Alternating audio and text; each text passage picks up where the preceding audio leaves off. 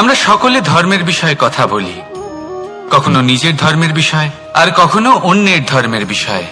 কখনো আমরা অধর্ম দেখলে সেই বিষয়ে কথা বলি। অনেক রকম আলোচনা হয়, কিন্তু এই ধর্ম আসলে কি, সেটা কি কেউ বোঝে? যদি আমি আপনাকে উত্তর দিই, এই উত্তর সরল।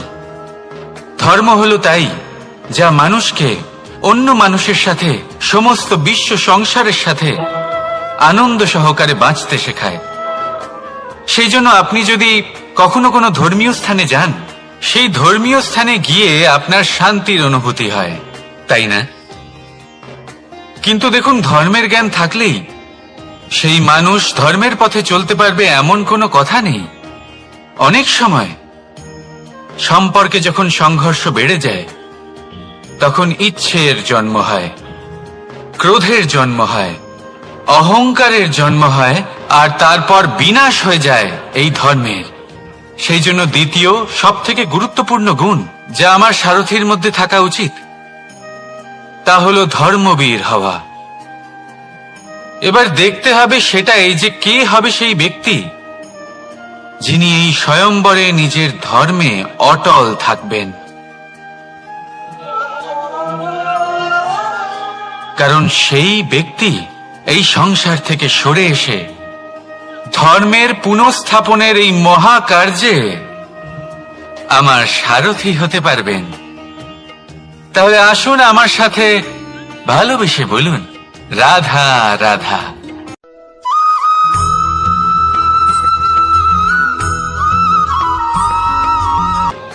প্রেম এই সংসারে এসেছিল এই সংসারকে প্রেমের শিক্ষা দেওয়ার জন্য, এই জীবনের সুখের অনুভূতি আসলে কি তা শেখানোর জন্য। কিন্তু যদি সত্যি কথা বলি, তো আমি নিজেই প্রতিদিন প্রেমের নতুন নতুন স্বরূপ দেখতে পাই, প্রেমের একটা নতুন অনুভূতি প্রত্যেক নতুন দিনে। আর তার কারণ হলো এই প্রেম অনন্ত, এ হলো দৈব। প্রেম হলো এই সংসারের সব থেকে বড় ঢাল এবং সব থেকে বড় অস্ত্র। এই প্রেম ছাড়া না কোনো ন্যায় হয়, আর না কোনো শাস্ত্র, না জীবন আছে, আর না অন্ত। এবার যদি এই প্রেম মনের মধ্যে বাস করতে শুরু করে, তাহলে কখনো কোনো সমস্যাই হবে না, আর যদি হয়েও থাকে তাহলে তা স্থায়ী হবে না। এই প্রেম কি না করতে পারে? এই প্রেম সমস্ত সমস্যা মিটিয়ে ফেলতে পারে, আপনার মনের মধ্যে অহংকারকেও বিনাশ করে দিতে পারে, আপনাকে সাক্ষাৎ ঈশ্বরের সাথে দেখা করাতে পারে। তাই প্রেমের দ্বারা প্রয়াস করতে থাকুন এই সংসারের প্রত্যেক মানুষকে, প্রত্যেক বস্তুকে, প্রত্যেক জীব জন্তুকে ভালোবাসবেন। আর এই প্রেমের দ্বারাই বলুন, রাধা রাধা।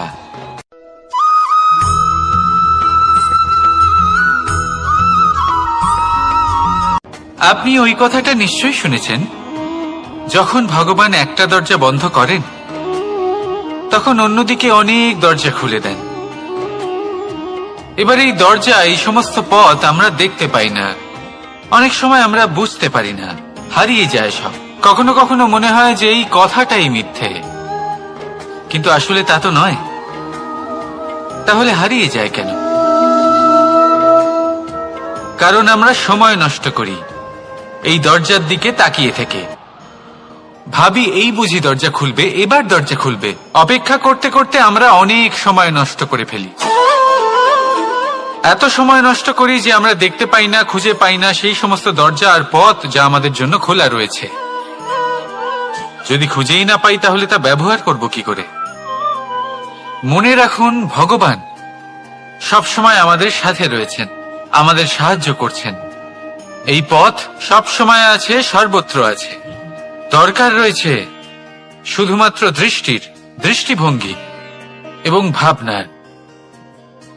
এই দৃষ্টিকে বিস্তৃত করুন, এই দৃষ্টিভঙ্গিকে ধনাত্মক করে তুলুন, আর এই ভাবনা, এর সীমা একটু বাড়িয়ে তুলুন। তারপর দেখবেন সব খুঁজে পাবেন।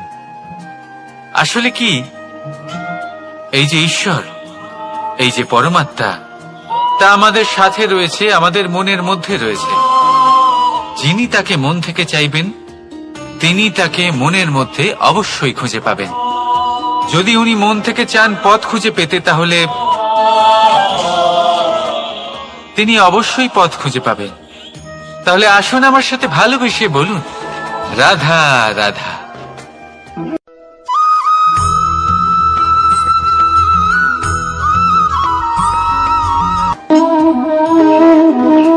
প্রশান্তি জড়িত নিদ্রা মানুষের জীবনের একটা অত্যন্ত গুরুত্বপূর্ণ সুখ এবং প্রয়োজনীয়তাও।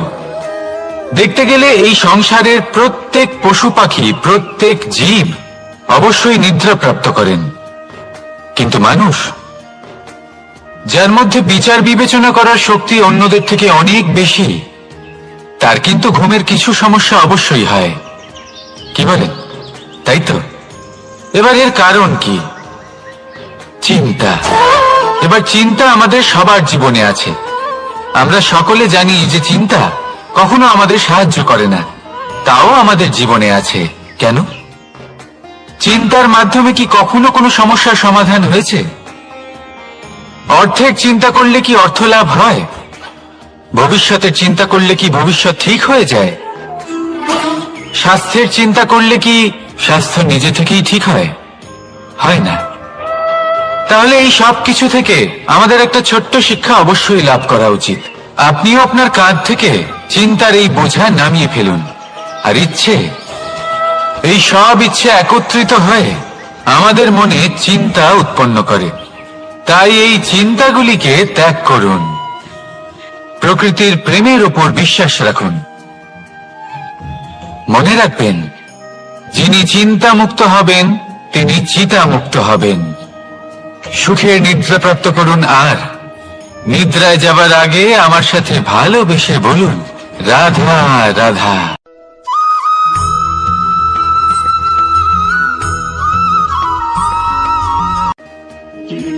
আমরা সবাই জীবনে সফল হতে চাই, তাই না? প্রত্যেকের জীবনে ব্যক্তিগত একটা লক্ষ্য আছে, আর প্রত্যেকের জীবনে তাদের লক্ষ্যে পৌঁছানোর আলাদা আলাদা যাত্রা আছে। এবার এই যাত্রায় অগ্রসর হওয়ার জন্য পথের দরকার। পথ, এই পথ, এটা অত্যন্ত গুরুত্বপূর্ণ, আর মানুষ এটাই বুঝে উঠতে পারেন না। অধিকাংশ মানুষ তাদের গোটা জীবন কাটিয়ে দেন এই পথ খুঁজতে গিয়ে, আর অধিকাংশ মানুষ জীবন কাটিয়ে দেন তাদের এই পথ বদলাতে গিয়ে। কিন্তু এভাবে সাফল্য অর্জন করা যায় না। এবারে আপনারা জিজ্ঞেস করবেন, কি করে সাফল্য লাভ করবেন? এই সফলতা তিনি অর্জন করেন যে তার পথ নিজেই তৈরি করেন। দেখুন, যত শক্তি আর যত সময় আপনি পথ খুঁজতে আর বদলাতে গিয়ে নষ্ট করবেন, তার থেকে কম সময় এবং শক্তির দ্বারা আপনি নিজের পথ নিজেই বানাতে পারবেন, নিজের লক্ষ্যে পৌঁছতে পারবেন। সেই জন্য বারবার আপনার পথ বদলাবেন না, খোঁজাখুঁজি করবেন না। নিজের এই যাত্রায় নিজের পথ নিজেই তৈরি করুন, আর যত তাড়াতাড়ি সম্ভব নিজের লক্ষ্যে পৌঁছে যান। রাধা রাধা।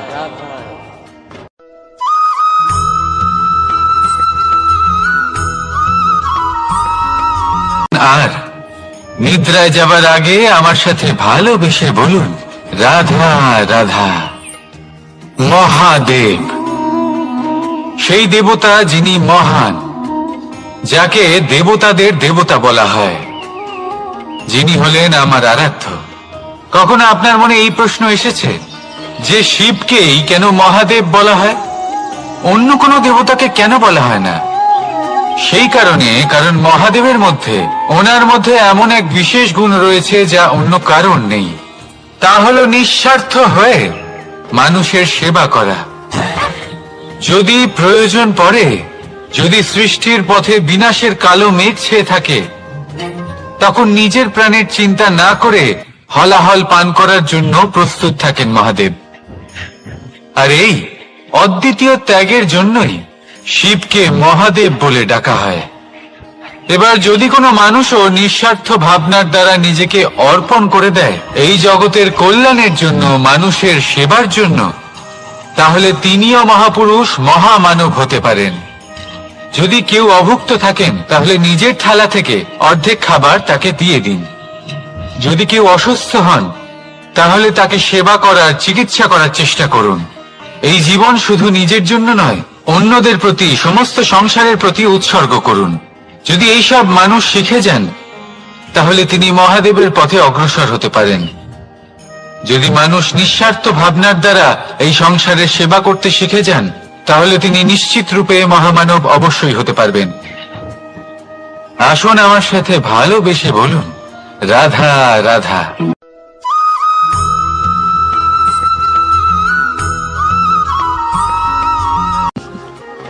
সময়, এই সময় না কোনো ব্যক্তি, না জীব, না বস্তু, তাও সময় জীবিত থাকে।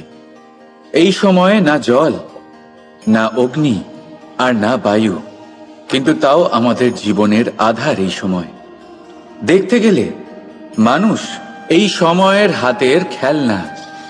কখনো আমাদের সময় ভালো হয়, আবার কখনো খারাপ।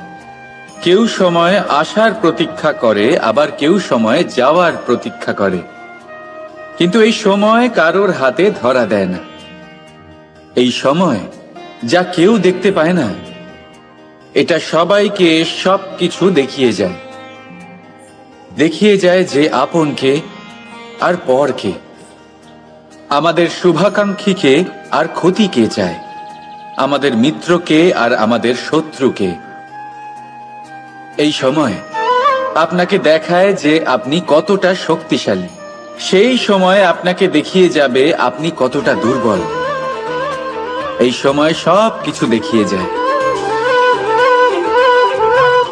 তাই এই সময় যা এতটা শক্তিশালী, তা আমরা নষ্ট কেন করি? ভেবে দেখুন। এবারে উঠুন আর এই সময়ের সম্পূর্ণ ব্যবহার করুন, এই সময়ের সদ্ব্যবহার করুন, কারণ এই সময়কে ব্যবহার করাটাই আপনার হাতে রয়েছে, আর কিচ্ছু না। আর এই সময় একবার বয়ে গেলে তখন যাই করুন না কেন, কখনো ফেরত আসবে না। সময়ের সদ্ব্যবহার করুন আর সবার মধ্যে আনন্দ ছড়ান। আর আসুন আমার সাথে ভালোবেসে বলুন, রাধা রাধা।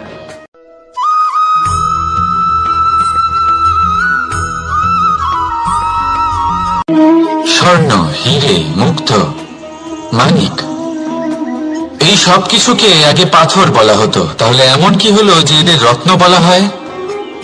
আর রত্ন তা বাস্তবে আসলে কি? এটা হলো সেই পাথর যাকে আগে আগুনের তাপ সহ্য করতে হয়েছে, পরখ করা হয়েছে, যাচাই করা হয়েছে, এদের কাটার চেষ্টা করা হয়েছে, কিন্তু তারা কখনোই নষ্ট হয়নি, বরং তারা আরো উদ্ভাসিত হয়েছে, আরো উজ্জ্বল হয়েছে, এই সংসারে আরো প্রকাশ ছড়িয়ে দিয়েছে। সেই জন্য এরা হলো এত অমূল্য, সেই জন্য এরা হলো বহুমূল্য, সেই জন্য এদের রত্ন বলা হয়। এবার মানুষের কাছেও এই নির্বাচনের অধিকার রয়েছে যে আমরা শুধু পাথর হয়ে থাকব নাকি রত্ন হয়ে থাকব। কিভাবে? আমাদের জীবনেও অনেক সমস্যা রয়েছে, বাধা আছে, বিপত্তি আছে। আমরা সেই বাধার তাপে উত্তপ্ত হই, এই সমস্যা আমাদের কাটার চেষ্টা করে। অনেক মানুষ বিভিন্ন পরিস্থিতি আমাদের ভাঙার চেষ্টা করে, কিন্তু আমাদের নষ্ট হলে চলবে না। যেভাবে এই রত্ন সমস্যার সম্মুখীন হয়ে পাথর থেকে রত্ন হয়েছে, সেইভাবেই আমাদেরও আমাদের সমস্যার সম্মুখীন হয়ে রত্ন হয়ে উঠতে হবে, এই সংসারে প্রকাশের স্রোত হয়ে উঠতে হবে। তাহলে এটাই করুন আর আমার সাথে ভালোবেসে বলুন, রাধা রাধা।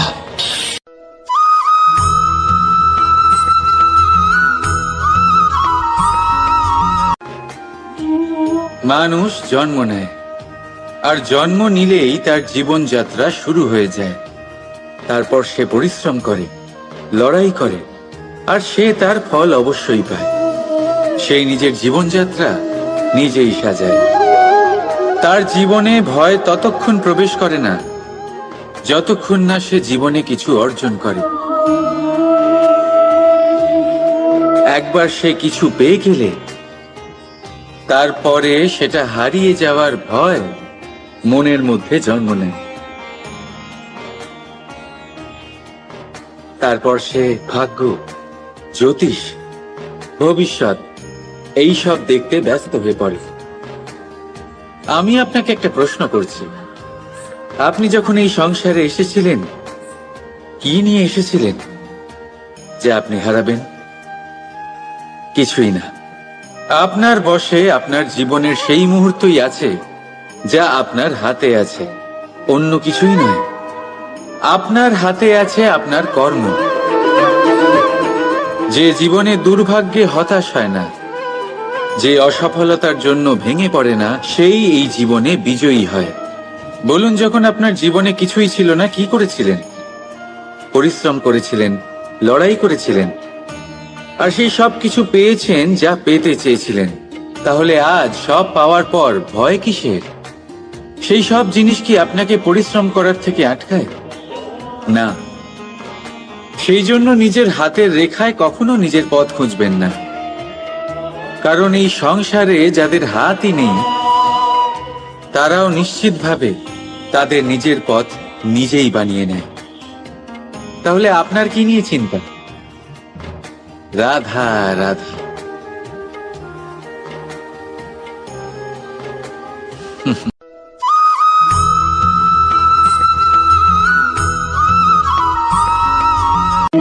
স্বর্ণ, হিরে, মুক্ত, মানিক, এই সব কিছুকে আগে পাথর বলা হতো। তাহলে এমন কি হলো যে এদের রত্ন বলা হয়? আর রত্ন তা বাস্তবে আসলে কি? এটা হলো সেই পাথর যাকে আগে আগুনের তাপ সহ্য করতে হয়েছে, পরখ করা হয়েছে, যাচাই করা হয়েছে, এদের কাটার চেষ্টা করা হয়েছে, কিন্তু তারা কখনোই নষ্ট হয়নি, বরং তারা আরো উদ্ভাসিত হয়েছে, আরো উজ্জ্বল হয়েছে, এই সংসারে আরো প্রকাশ ছড়িয়ে দিয়েছে। সেই জন্য এরা হলো এত অমূল্য, সেই জন্য এরা হলো বহুমূল্য, সেই জন্য এদের রত্ন বলা হয়। এবার মানুষের কাছেও এই নির্বাচনের অধিকার রয়েছে যে আমরা শুধু পাথর হয়ে থাকব নাকি রত্ন হয়ে থাকব। কিভাবে? আমাদের জীবনেও অনেক সমস্যা রয়েছে, বাধা আছে, বিপত্তি আছে। আমরা সেই বাধার তাপে উত্তপ্ত হই, এই সমস্যা আমাদের কাটার চেষ্টা করে। অনেক মানুষ বিভিন্ন পরিস্থিতি আমাদের ভাঙার চেষ্টা করে, কিন্তু আমাদের নষ্ট হলে চলবে না। যেভাবে এই রত্ন সমস্যার সম্মুখীন হয়ে পাথর থেকে রত্ন হয়েছে, সেইভাবেই আমাদেরও আমাদের সমস্যার সম্মুখীন হয়ে রত্ন হয়ে উঠতে হবে, এই সংসারে প্রকাশের স্রোত হয়ে উঠতে হবে। তাহলে এটাই করুন আর আমার সাথে ভালোবেসে বলুন, রাধা রাধা।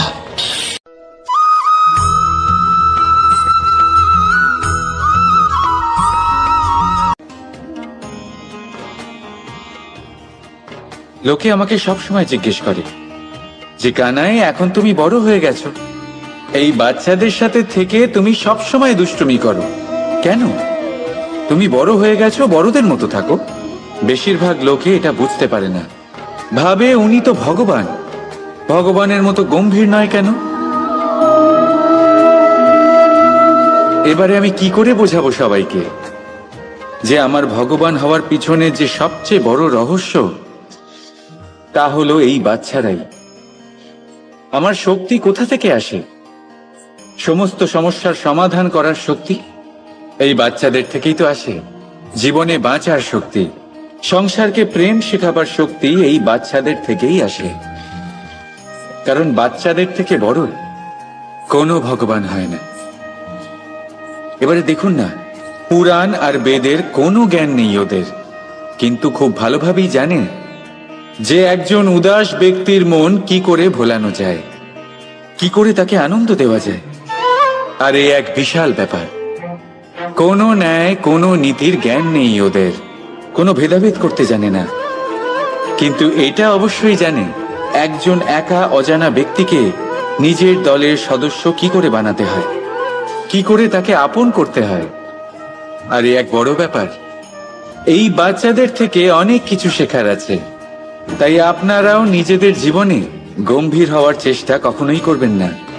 আর যদি করেন তাহলে এই সংসার খুবই নিরস লাগবে আপনার। আপনিও বাচ্চাদের মতো নিষ্পাপ থাকুন আর নিজেকে আনন্দে রাখুন। লাভ আর ক্ষতির ঊর্ধ্বে গিয়ে সম্পর্ককে দেখুন। জ্ঞান অর্জন করার পরিবর্তে ভালোবেসে সম্পর্ক পালন করুন।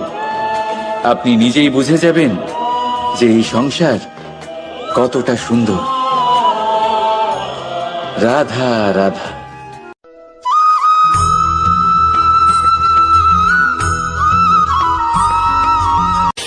সংসারে সব থেকে বড় শক্তি আসলে কি? কেউ বলবেন শারীরিক শক্তি, কেউ বলবেন অস্ত্রের শক্তি, কেউ বলবেন জ্ঞানের শক্তি। ঠিক আছে, কিন্তু যদি আমি বলি সংসারের সব থেকে বড় শক্তি হলো শক্তি কোনো এক তথ্যের, আগে হ্যাঁ, তথ্য। এই তথ্য নিজেই কিন্তু খুব শক্তিশালী, অত্যন্ত শক্তিশালী অস্ত্র হলো এই তথ্য। আর সত্যি বলতে অনুচিত তথ্যের থেকে অনেক বেশি ঘাতক হলো অসম্পূর্ণ তথ্য। যেরকম আজ শাম্ব রুক্মির সাথে করেছে, ওকে অসম্পূর্ণ তথ্য দিয়েছে, তার ফলে বিনাশ হলো। যদি এইভাবেই আপনার কাছেও কোনো অসম্পূর্ণ তথ্য আসে, আর যদি আপনি তা পরখ না করে দেখেন, যাচাই না করে দেখেন, আর নিজের কর্ম করেন, তাহলে উত্থানের বদলে আপনি পতনের সম্মুখীন হবেন। বিকাশের বদলে আপনার বিনাশ হয়ে যাবে। মনে রাখবেন একটা অত্যন্ত গুরুত্বপূর্ণ কথা, সঠিক তথ্য পাওয়া সঠিক তথ্য দেওয়ার থেকে অনেক বেশি গুরুত্বপূর্ণ। আশা করি এই কথা আপনি বুঝেছেন। জীবনে যখনই কোনো তথ্য আপনি পাবেন, সেই বিষয়ে ভেবে দেখুন, পরখ করে দেখুন, যাচাই করুন, তারপর নিজের কর্ম করুন। আর আমার সাথে ভালোবেসে বলুন, রাধা রাধা।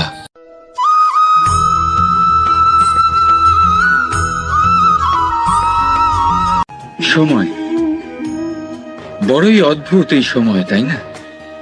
দেখতে গেলে এটা একটা অনুভূতি, একটা সংখ্যা, একটা বিষয়। এবারে দেখুন না, সূর্যোদয় সকলের একসাথেই হয়, তাই তো? কারোর আগে কারোর পরে এমন তো হয় না, সবার একসাথেই হয়। আবার সূর্যাস্ত সকলের একসাথেই হয়। এবারে ভাবুন, এই সময় প্রত্যেকের জন্য আলাদা আলাদা। কারোর জন্য এই সময় ভালো, আবার কারোর জন্য এই সময়ই খারাপ। এক্ষুনি এই মুহূর্তে কারোর মুখে সফলতার আলো রয়েছে, আবার কারোর মুখে অসফলতার নিরাশা। এটা কেন? কেন এই সময় কারোর জন্য শ্রেষ্ঠ, আবার কেন তা কাউকে নিরাশ করে? এটার উত্তর হলো আপনার চিন্তা, আপনার কর্ম। যেমন আপনার চিন্তাধারা, তেমন আপনার কর্ম, আর তেমনই হবে আপনার এই সময়। আপনি জীবনে সুখ তখনই পাবেন যখন আপনি কারোর মুখে আশার আলো এনে দেবেন। আপনি আনন্দ তখনই পাবেন যখন আপনি কাউকে খুশি করবেন। হ্যাঁ, এটা ঠিক যে কাউকে খুশি করা সব সময় আপনার হাতে নেই, কিন্তু আপনার হাতে এটা অবশ্যই আছে যে আপনি কাউকে দুঃখ না দেন, কাউকে নিরাশ না করেন। আর কোনো ব্যক্তিকে দুঃখ না দেওয়ার এই চেষ্টাও আপনার কর্মই বটে। আর এই শুভ কর্মের ফল আপনাকে প্রকৃতি অবশ্যই দেবে। তাই মনে রাখবেন, ভালো সময় তারই আসে যে কখনো কারোর খারাপ চায় না। রাধা রাধা।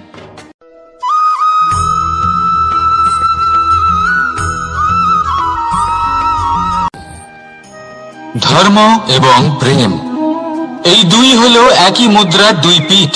যদি এদের মধ্যে কোনোটা নষ্ট হয়ে যায়, তাহলে দ্বিতীয়টাও থাকে না। কখনো ভেবেছেন এমন কেন হয়? তার জন্য আগে আপনাকে বুঝতে হবে যে ধর্ম আসলে কি। ধর্ম সেটাই যা এই সংসারের প্রত্যেক মানুষকে একে অপরের সাথে সুখ এবং শান্তিতে থাকতে প্রেরণা যোগায়। এই প্রেরণার আধার হলো প্রেম। প্রেম সেটাই যা আপনার মধ্যে অন্য কারোর প্রতি করুণাবোধ জাগিয়ে তোলে, সম্মান জাগিয়ে তোলে। এবার যদি প্রেম চলে যায়, তাহলে সবার আগে বিনাশ হবে সম্মান আর করুণাবোধের। এবার যেখানে না প্রেম রয়েছে, না সম্মান রয়েছে, না করুণা রয়েছে, সেখানে ধর্ম কিভাবে বাস করবে? অশুভ ইচ্ছে জাগ্রত হয়ে ওঠে, ক্রোধ জাগ্রত হয়ে ওঠে, অহংকার জাগ্রত হয়ে ওঠে, আর তারপর আরম্ভ হয় অধর্মের। তাই যা যা ভাবনা আপনার অন্তরে প্রবেশ করছে করতে দিন, কিন্তু যাই হোক না কেন এই প্রেমকে নিজের থেকে দূরে যেতে দেবেন না। এই প্রেমকে চিরকাল নিজের কাছে রাখুন, নিজের হৃদয়। আর এই প্রেম ভাব নিয়ে বলুন, রাধা রাধা।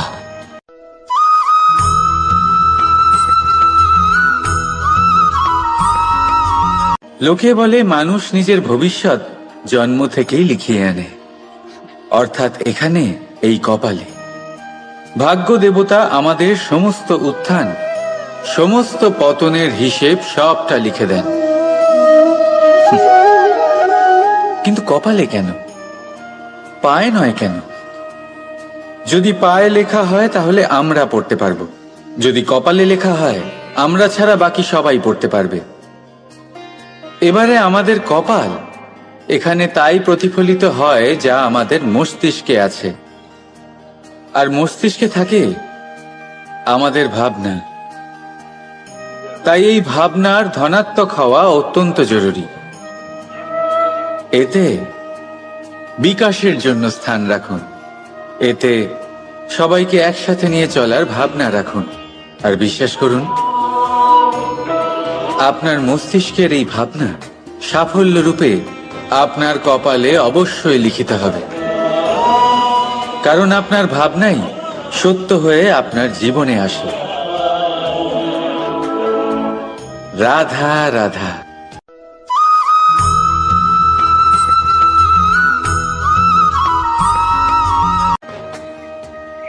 মানুষের জীবনে উন্নতি লাভ করার জন্য তিনটি স্তম্ভের প্রয়োজন হয়। প্রথম স্তম্ভ শিক্ষা। এই শিক্ষা আমাদের জ্ঞান প্রদান করে। দ্বিতীয় স্তম্ভ ব্যবসা, যার দ্বারা আমরা ধন উপার্জন করি। তৃতীয় স্তম্ভ হলো আমাদের ঈশ্বর, আমাদের ইষ্ট। এনার সাথে যদি আমরা জুড়ে থাকতে পারি তাহলে এমন একটা মানসিক বল আপনি লাভ করবেন যেটা এই সংসারে আর কোথাও পাওয়া সম্ভব নয়। কিন্তু মানুষ অনেক সময় জীবনে এই তিনটি স্তম্ভ লাভ করা সত্ত্বেও সামনে অগ্রসর হতে পারেন না। তখনও জীবনে কঠিন পরিস্থিতি আসতেই থাকে। এমনটা ঠিক কেন হয়? কারণ সে জীবনে এই তিনটি স্তম্ভ লাভ করে নেয়, জীবনে প্রয়োগও করে, কিন্তু তার ভিতের কথা সে ভুলেই যায়। যেমন প্রথম স্তম্ভ অর্থাৎ শিক্ষা। এই শিক্ষার আধার হলো শুভ চেতনা। যদি অন্তরে শুভ চেতনা না থাকে তাহলে এই শিক্ষার কোনো গুরুত্ব থাকে না। দ্বিতীয় স্তম্ভ ব্যবসা। পরিশ্রম করে উপার্জন করতে হবে, এই কথাটা আমরা সবাই জানি এবং সবাই চেষ্টাও করি। কিন্তু ব্যবসা করতে করতে আমরা এটা ভুলে যাই আমাদের ব্যবহার কেমন হয়ে পড়েছে। এই ব্যবহার যদি শুভ হয় তাহলে আমাদের উপার্জন আস্তে আস্তে একটা স্থির জায়গায় এসে পৌঁছবে। এবং তৃতীয় স্তম্ভ আমাদের ভগবান। যদি ওনার স্মরণে আপনি যেতে চান তাহলে তার পূর্বে নিজের মা বাবাকে সেবা করুন, তাদের যত্ন করুন, তাদেরকে ভালোবাসুন, কারণ ওনারাই হলেন এই সংসারে আপনার সব থেকে বড় ইষ্ট।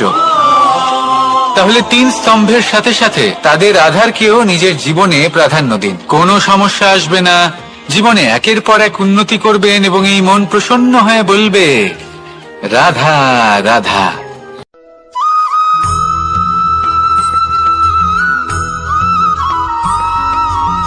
এই সংসারে কখনো কোনো ব্যক্তিকে তার বাইরের পোশাক দেখে বিচার করার চেষ্টা করবেন না।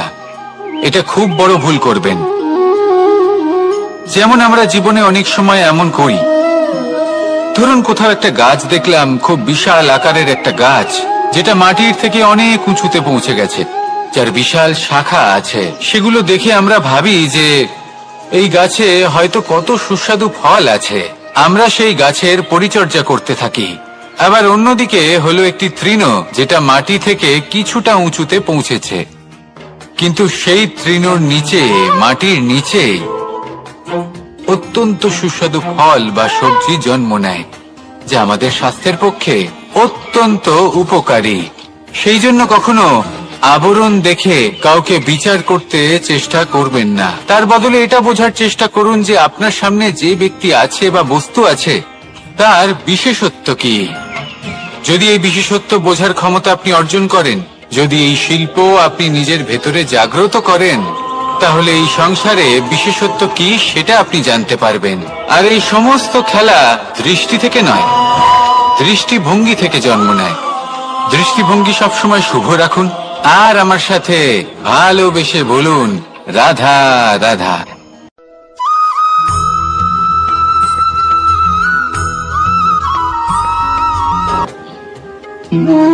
সুখ, দুঃখ এবং শক্তি, এই তিন হলো এই সংসারের ত্রিদেবের মতো। আমাদের জীবনে যা কিছু ঘটছে এই তিনটির ভিত্তির উপরেই হচ্ছে। আসলে এই সংসারের একটা নিয়ম আছে, যখনই আপনি কিছু লাভ করেন এই সংসার আপনার পরীক্ষা নেয়। এটা জানার জন্য আপনার পরীক্ষা নেয় যে আপনি যা কিছুই লাভ করেছেন আপনি কি আদৌ সেটার যোগ্য কিনা। ঠিক সেইভাবেই এই সুখ, দুঃখ এবং শক্তি আপনার পরীক্ষা নিয়ে থাকে। যখন সুখ আসে তখন সে আপনার পরীক্ষা নেয় যে আপনার মধ্যে অহংবোধ জাগ্রত হয়নি তো। যদি অহংবোধ চলে আসে তাহলে সুখ সেখানেই সঙ্গ ত্যাগ করে। দুঃখ আপনার ধৈর্যের পরীক্ষা নিতে থাকে, আর যদি আপনার মধ্যে ধৈর্য না থাকে তাহলে এটা আপনাকে আরো বেশি দুঃখের গভীর অন্ধকারে ঠেলে দেবে। সেখানে শক্তি পরীক্ষা নেয় আপনার বিনম্রতার। যদি আপনি বিনম্র না হন তাহলে হয় এই শক্তি আপনার সঙ্গ ত্যাগ করবে, নয় এই শক্তি বিনম্রতার অভাবে আপনার পতনের কারণ হতে পারে। এই সংসারে যে কোনো ব্যক্তি যিনি এই পরীক্ষায় উত্তীর্ণ হয়ে থাকেন এই জীবনে তিনি সাফল্য লাভ করেন।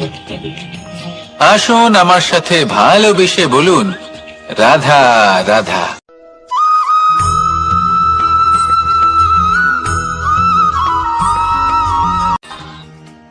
ভগবান আর ভুল, এই দুই একই অক্ষর দিয়ে শুরু হয়। শুধু তাই নয়, এদের দুজনের রাশিও সমান। এবারে আপনারা বলবেন যে ভগবান, ভুল, এদের মধ্যে কিভাবে মিল থাকতে পারে? অনেক বড় মিল আছে। না শুধু এ এক অক্ষর দিয়ে শুরু হয়, বরং এদের বিজয় মন্ত্রটাও এক। ভগবানকে মানুন, তাকে বিশ্বাস করুন, তাকে স্বীকার করুন। এটা করলে মনের দৃষ্টি থেকে ভগবানকে দেখা যায় আর উনি আপনাকে সমৃদ্ধ করে তোলেন। ভুলের সাথেও এটাই ঘটে। নিজের ভুল স্বয়ং মেনে নিলে, স্বীকার করে নিলে সব কিছুই স্পষ্টভাবে দেখতে পাবেন। যেদিন থেকে আপনি নিজের ভুল মেনে নিতে শিখবেন সেদিন থেকে সেই ভুল শোধরানোর প্রক্রিয়াও শুরু হয়ে যাবে। আপনি বুঝে যাবেন নিজের ভুল কিভাবে শোধরাতে হয়। তাই মনে রাখবেন, নিজেকে শ্রেষ্ঠ করে তোলার জন্য নিজের ভুল স্বীকার করা অত্যন্ত প্রয়োজনীয়। এই জীবনে শান্তি আনার জন্য ঈশ্বরকে মেনে নেওয়াও অত্যন্ত প্রয়োজনীয়। সবসময় নিজের গুণ এবং নিজের দোষ মনে রাখবেন। আজীবন সুখী থাকবেন। রাধা রাধা।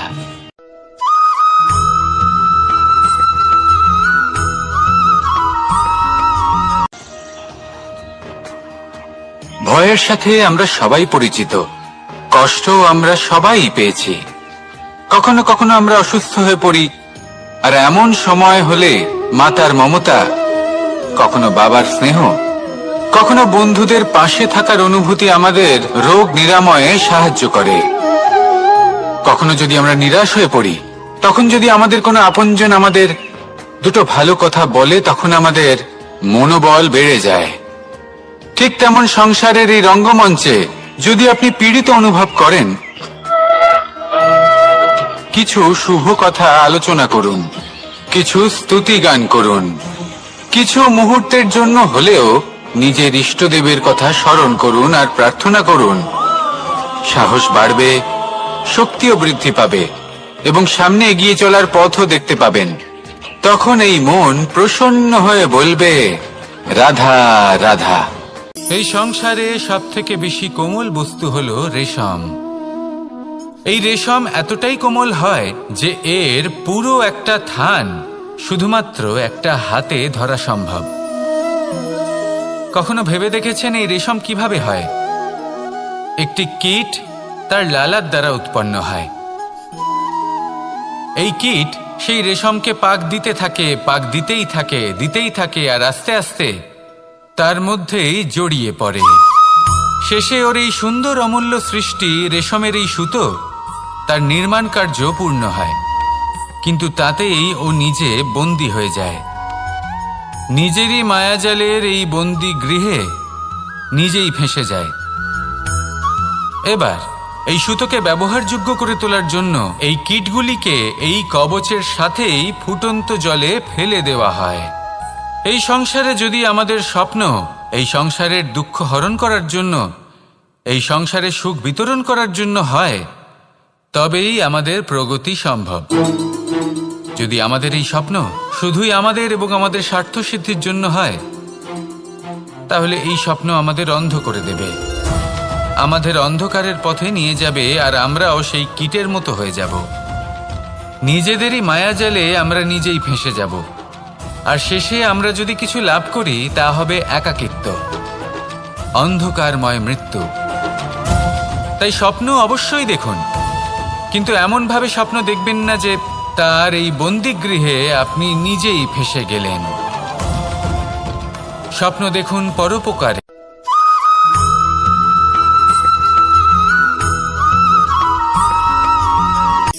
শক্তি শক্তি অর্জন করা এতটা কঠিন নয় যতটা শক্তি লাভ করার পরে সেই শক্তি সামলানো কঠিন হয়। কারণ যেই মানুষ শক্তি লাভ করে তার মনে গর্ববোধ জন্মায়, জন্মায় অহংকার, জন্মায় জেদ। তাই শক্তি প্রাপ্ত করার সাথে বিনম্র থাকাও অত্যন্ত আবশ্যক। আর এটা আমাদের শেখা উচিত বৃক্ষের থেকে। বৃক্ষ যা আমাদের ফল দেয়, বৃক্ষ যা যত ফল দেয় ততটাই ঝুঁকে যায়। আমরা পাথর মারি ওই বৃক্ষের থেকে ফল প্রাপ্ত করার জন্য। সেই পাথরের মার সহ্য করেও বৃক্ষ আমাদের ফল দেয়। কোনো গর্ববোধ নেই, কোনো অহংকার বোধ নেই, আর সেই জন্য এই বৃক্ষের পুজো করা হয়। এটাই হলো মাহাত্ম্য শক্তির সাথে বিনম্রতার। যদি এই শক্তি সৃজন করে থাকে, সাহায্য করে থাকে, সম্বল হয়ে থাকে, তবেই সেই শক্তি উপযুক্ত। আর নয়তো সেই শক্তি একদিন আপনাকে আসক্ত অবশ্যই করবে। তাহলে শক্তি অবশ্যই অর্জন করুন, কিন্তু তার সাথে সেই শক্তি সামলানোর মতো বিবেকও আপনাকে অবশ্যই জাগ্রত করতে হবে। তাহলে আসুন আমার সাথে ভালোবেসে বলুন, রাধা রাধা।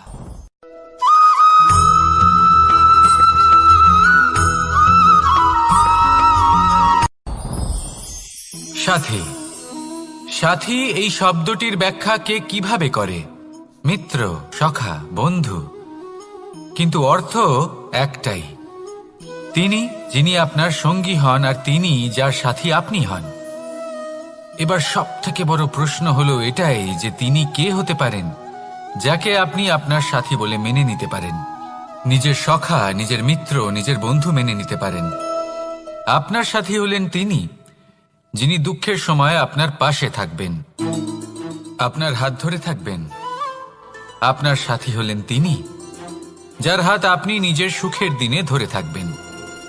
সেই সাথীরই হাত ধরুন যিনি দুঃখে সবসময় আপনাকে সাহায্য করার জন্য তৎপর হয়ে থাকেন, আপনার পাশে থাকেন, আর যাকে সুখের দিনে আপনি আপনার সাথে রাখতে পারেন। আর যখন আপনার সাথে আপনার এই সাথী থাকবে তখন আপনি এটা বুঝবেন যে যখন জীবনে দুঃখ আসে তখন এই দুঃখ কমে যায়, সবার মধ্যে ভাগ হয়ে যায়। আর যদি তখন সুখ আসে তাহলে সেটা সবার উপস্থিতিতে আরো বেড়ে যায়। এটাই হলো প্রেম, এটাই হলো ভালোবাসা, এটাই হলো সঙ্গ। যেমন সম্পর্ক আমার আর রাধার মাঝে, তাহলে আসুন আর আমার সাথে ভালোবেসে বলুন রাধা রাধা।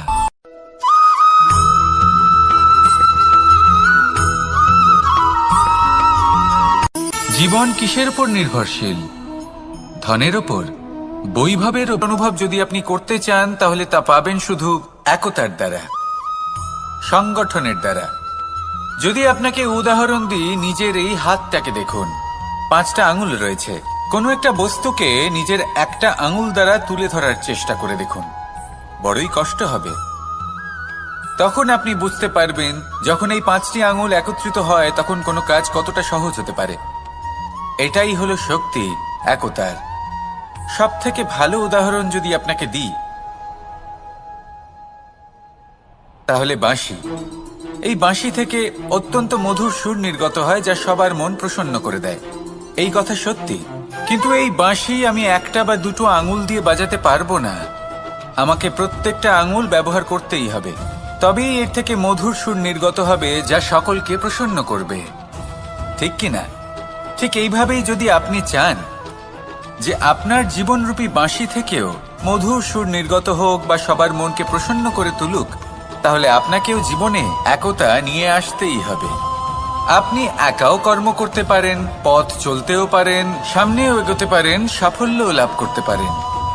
কিন্তু যখন সকলে একসাথে এগোবেন, সেই পথে চলবেন, সেই কর্মই করবেন, তখন লক্ষ্যে অবশ্যই পৌঁছবেন, সাফল্য অবশ্যই লাভ করবেন। কিন্তু সেই সাফল্য এবং তার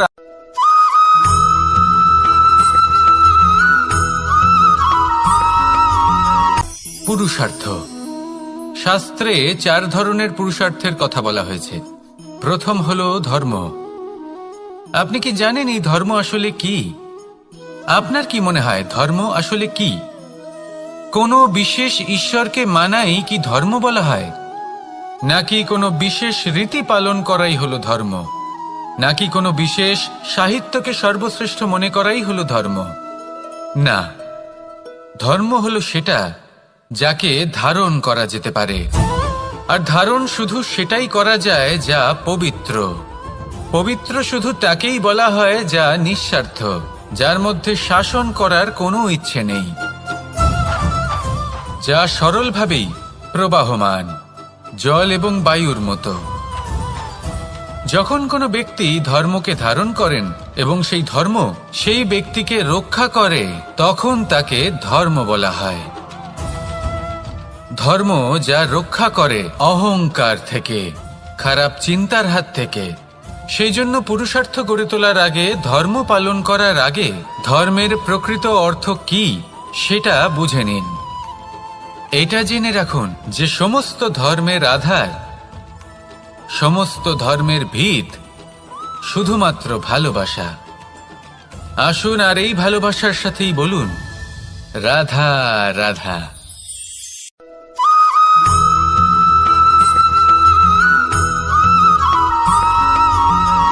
কেউ বলে জীবন খুব ক্ষণস্থায়ী, কেউ বলে জীবন হলো একটা সুন্দর স্বপ্নের মতো, আবার কেউ বলবে জীবন হলো এক কঠোর সত্য। কিন্তু জীবন আসলে কি? জীবন হলো আপনারই প্রতিবিম্ব, একটা দর্পণ। অর্থাৎ আপনি জীবনকে সেইভাবেই পাবেন যেরকম আপনি নিজেকে প্রতিপন্ন করবেন। যদি আপনি দর্পণের দিকে তাকিয়ে হাসেন, তাহলে আপনি সামনে হাসিমুখী দেখতে পাবেন। এবার যদি আপনি গম্ভীর হয়ে থাকেন, তাহলে আপনি একজন রুষ্ট ব্যক্তি দেখতে পাবেন। শেষে সবথেকে বেশি গুরুত্বপূর্ণ হলো আপনার চেষ্টা। আপনাকে সবসময় চেষ্টা করতে হবে যাতে আপনি নিজেকে প্রসন্ন এবং ইতিবাচক মনোভাবে রাখেন। এটা হলো আপনারই উত্তরদায়িত্ব, তাকে পালন করুন। এই মনকে প্রসন্ন রাখুন, এই সংসারকে সুন্দর বলে মনে হবে। আর এই মন প্রসন্ন হয়ে বলবে রাধা রাধা।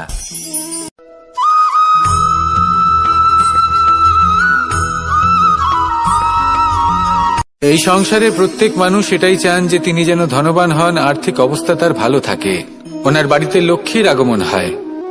কিন্তু সেটা হবে কি করে, সেটাই হলো প্রশ্ন।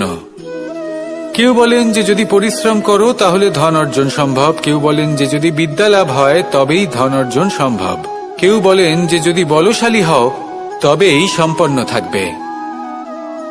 ভালো কথা, যদি তাই হয়ে থাকে তবে দিনমজুর সারা দিন পরিশ্রম করেন, তিনি কেন ধনী হন না? অনেকজন বিদ্বান মানুষ আছেন এই সংসারে, তারা কেন ধনবান হন না? অনেক সংখ্যক বলশালী ব্যক্তি আছেন, তাদের কাছে ধন নেই কেন? তাদের কেন ধনের অভাব হয়? আবার এমনও কিছু মানুষ আছেন যারা পরিশ্রম করেন, তারা দিনমজুর, কিন্তু তারা ধন অর্জন করতে পারেন। কিছু বিদ্বান ব্যক্তি আছেন যাদের কাছে অধিক মাত্রায় ধন রয়েছে। কয়েকজন বলশালী ব্যক্তি রয়েছেন যাদের কাছে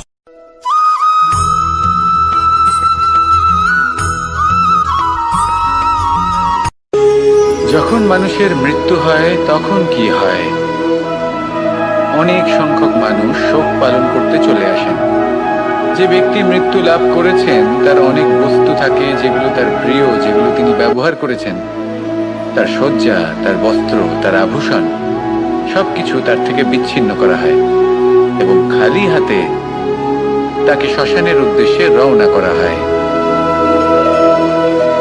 আমি আপনাকে এই প্রশ্ন করতে চাই, আপনি এই সংসারে কি অর্জন করেছেন? ধন সম্পত্তি, বস্ত্র, আভূষণ, এই সবকিছু যে আপনি অর্জন করেছেন, আপনার মৃত্যুর পরে তা আপনার থেকে দূর হয়ে যাবে। এর উত্তর হলো একটাই, আপনার কর্ম। শুধু সেটাই আছে যা একান্ত আপনার, আর শুধু সেটাই এই সংসার থেকে চলে যাওয়ার পরেও সংসারেই জীবিত থাকবে। যদি আপনি দুষ্কর্ম করেন তাহলে এই সংসার আপনাকে একটি অনুচিত উদাহরণ হিসেবে মনে রাখবে যে এই ব্যক্তি খুব পাপী ছিল, অনুচিত কর্ম করতেন। যে পথে তিনি চলেছেন সেই পথে কারোর চলা উচিত নয়। সেখানেই যদি আপনি সৎকর্ম করেন তাহলে সংসার চিরকাল এটাই বলবে যে খুব ভালো মানুষ ছিলেন, সবাইকে ভালোবাসতেন, সবাইকে সাহায্য করতেন, আমার খুব প্রিয় মানুষ ছিলেন। এটাই হলো শ্রেষ্ঠ কর্ম। সেই জন্য জীবনে শুধুমাত্র ধন সম্পত্তি, আভূষণ এই সব অর্জন করতে গিয়ে নিজের মনোনিবেশ করবেন না। শ্রেষ্ঠ কর্ম করুন। সংসার থেকে চলে যাওয়ার পরেও এই কর্মই এই সংসারে আপনাকে জীবিত রাখবে। আসুন আমার সাথে ভালোবেসে বলুন, রাধা রাধা।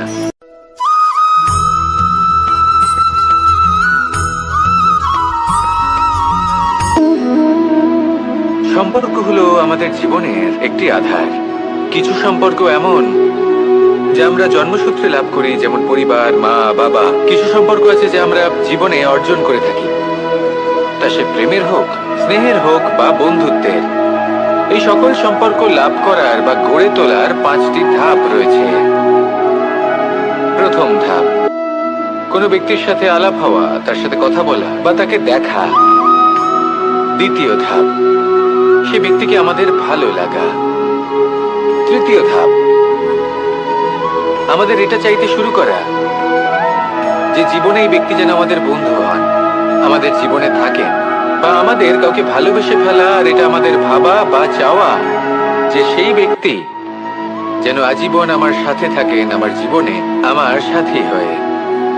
চতুর্থ ধাপ, লাভ করা। এবার এই ধাপটি অনেক মানুষের পক্ষেই খুবই সরল হয়, বড়ই সরলভাবে নিজেদের সঙ্গীকে লাভ করে থাকেন। কিছু মানুষের জন্য এই ধাপ অত্যন্ত কঠিন হয়ে থাকে। অনেক প্রতিকূল পরিস্থিতির উপর জয়লাভ করে তারা সঙ্গীকে লাভ করেন, কিন্তু লাভ অবশ্যই করেন। এরপরে আসে পঞ্চম, অন্তিম এবং সব থেকে গুরুত্বপূর্ণ ধাপ। সেটা হলো সেই সম্পর্ক পালন করা। এটা হলো এমন এক বিষয় যা প্রত্যেক মানুষের শেখা উচিত। যদি ব্যক্তি নিজের জীবনে সম্পর্ক রক্ষা করতে শিখে যান, তবে প্রত্যেক সম্পর্ক তার জীবনকে স্বর্গ করে তুলবে। আসুন আর আমার সাথে ভালোবেসে বলুন, রাধা রাধা।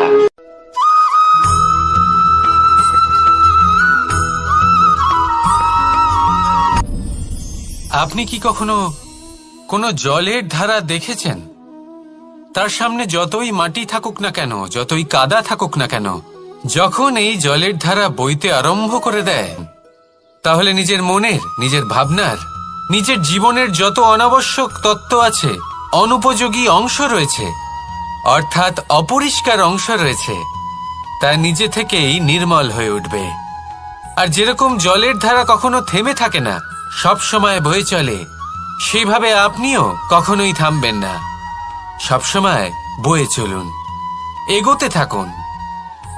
পথে যদি অনেক বিপদ আসে, সমস্যা আসে, থামবেন না, তার উপর নিরন্তর প্রহার করুন, নিরন্তর প্রয়াস করুন আর অগ্রসর হন। আপনি ভেবে দেখুন, এই জলের ধারা কখনো থেমে থাকে না, সবসময় বয়ে চলে, বিপদের সম্মুখীন হয়ে তাকে সাথে বয়ে নিয়ে চলে। সেই জন্য জলের ধারা, প্রবাহমান এই ধারা, এর থেকে কখনো দুর্গন্ধ আসে না, এতে কখনো ময়লা জমতে পারে না, বরং পালিত হয় সুন্দর প্রাণবন্ত জীবজন্তু, যেমন সুন্দর ছোট মাছ। তাই আপনিও এটাই করুন, কখনো থামবেন না, শুধু চলতে থাকুন, জলের ধারার মতো বইতে থাকুন। আপনি আপনার লক্ষ্য অবশ্যই খুঁজে পাবেন, আর তার সাথে নিজের অন্তরের যে মালিন্য রয়েছে তা আপনি নিজেই নিজের থেকে দূরে করে দেবেন। তাহলে আসুন আর আমার সাথে ভালোবেসে বলুন, রাধা রাধা।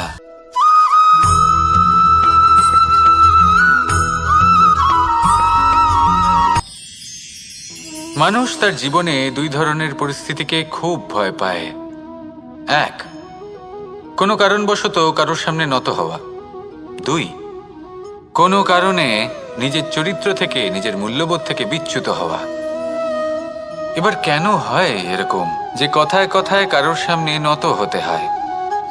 কেন বারংবার নিজের চরিত্র থেকে চ্যুত হতে হয়? এরকম কেন হয়? এটা তখনই হয় যখন আমাদের শিক্ষা এবং মূল্যবোধের অভাব থাকে।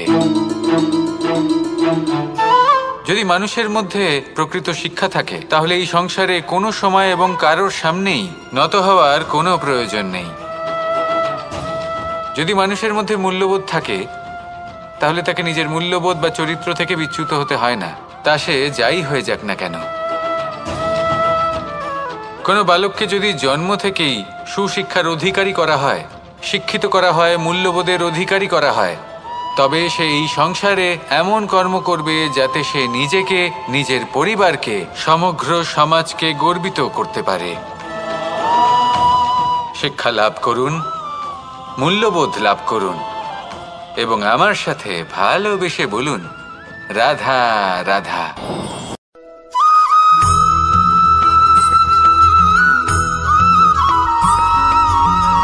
আপনি কখনো কোনো বাজকে নিজের বাসা বানাতে দেখেছেন? এই বাজ যখনই কোনো বাসা বানায়, তখন উঁচু গাছের ডালে বা কোনো পর্বতের শিখরে বাসা বানায়, অনেক উচ্চতায়, আর সেখানে তার সন্তানও জন্মগ্রহণ করে। যখন এই সন্তানেরা জন্মায়, তখন এই বাজ খুবই ভালোবেসে এবং খুব সাবধানে এদের পালন পোষণ করে, নিজের ঠোঁট দিয়ে তাদের ঠোঁটে খাবার পরিবেশন করে। কিন্তু যেই সেই সন্তানেরা হৃষ্টপুষ্ট হয়ে যায় এবং সেই কথা বাজ নিজে বুঝতে পেরে যায়, সেই বাজ নিজেই সেই বাসা ছিন্ন ভিন্ন করে দেয়। সেই সন্তান যাদের সবেমাত্র ডানা গজিয়েছে, কিভাবে উড়তে হয় তারা জানে না, সেই সন্তানগুলিকে উচ্চতা থেকে ঠেলে দেয়। সেই সন্তান প্রথমে ভয়ভীত হয়ে যায়, তারা সামনে মৃত্যুকে দেখতে পেয়ে ভয়ের কারণে তাদের ডানা ঝাপটাতে থাকে, আর সেই প্রক্রিয়াতেই সেই সন্তানগুলি উড়তে শুরু করে দেয়। এবার এই ঘটনায় আমরা কি শিক্ষা পেতে পারি? এটাই, যদি আপনি মাতা পিতা হন, তাহলে নিজের সন্তানকে অবশ্যই স্নেহ করুন, কিন্তু তাদেরকে নিজের আঁচলের তলায় বেঁধে রাখবেন না। যদি আপনি চান আপনার সন্তান জীবনে উন্নতি করুক, তাহলে নিজের মুঠো থেকে তাদের স্বতন্ত্র করে দিন, এই সংসারে সংঘর্ষ করতে দিন। সেই সন্তান নিজেই বুঝতে পারবে যে জন্মের সময় পাওয়া ডানা কি করে ব্যবহার করতে হয়, আর আপনার চোখের সামনে আপনার সন্তান এই আকাশে উড়তে থাকবে। তাহলে আসুন আমার সাথে ভালোবেসে বলুন, রাধা রাধা।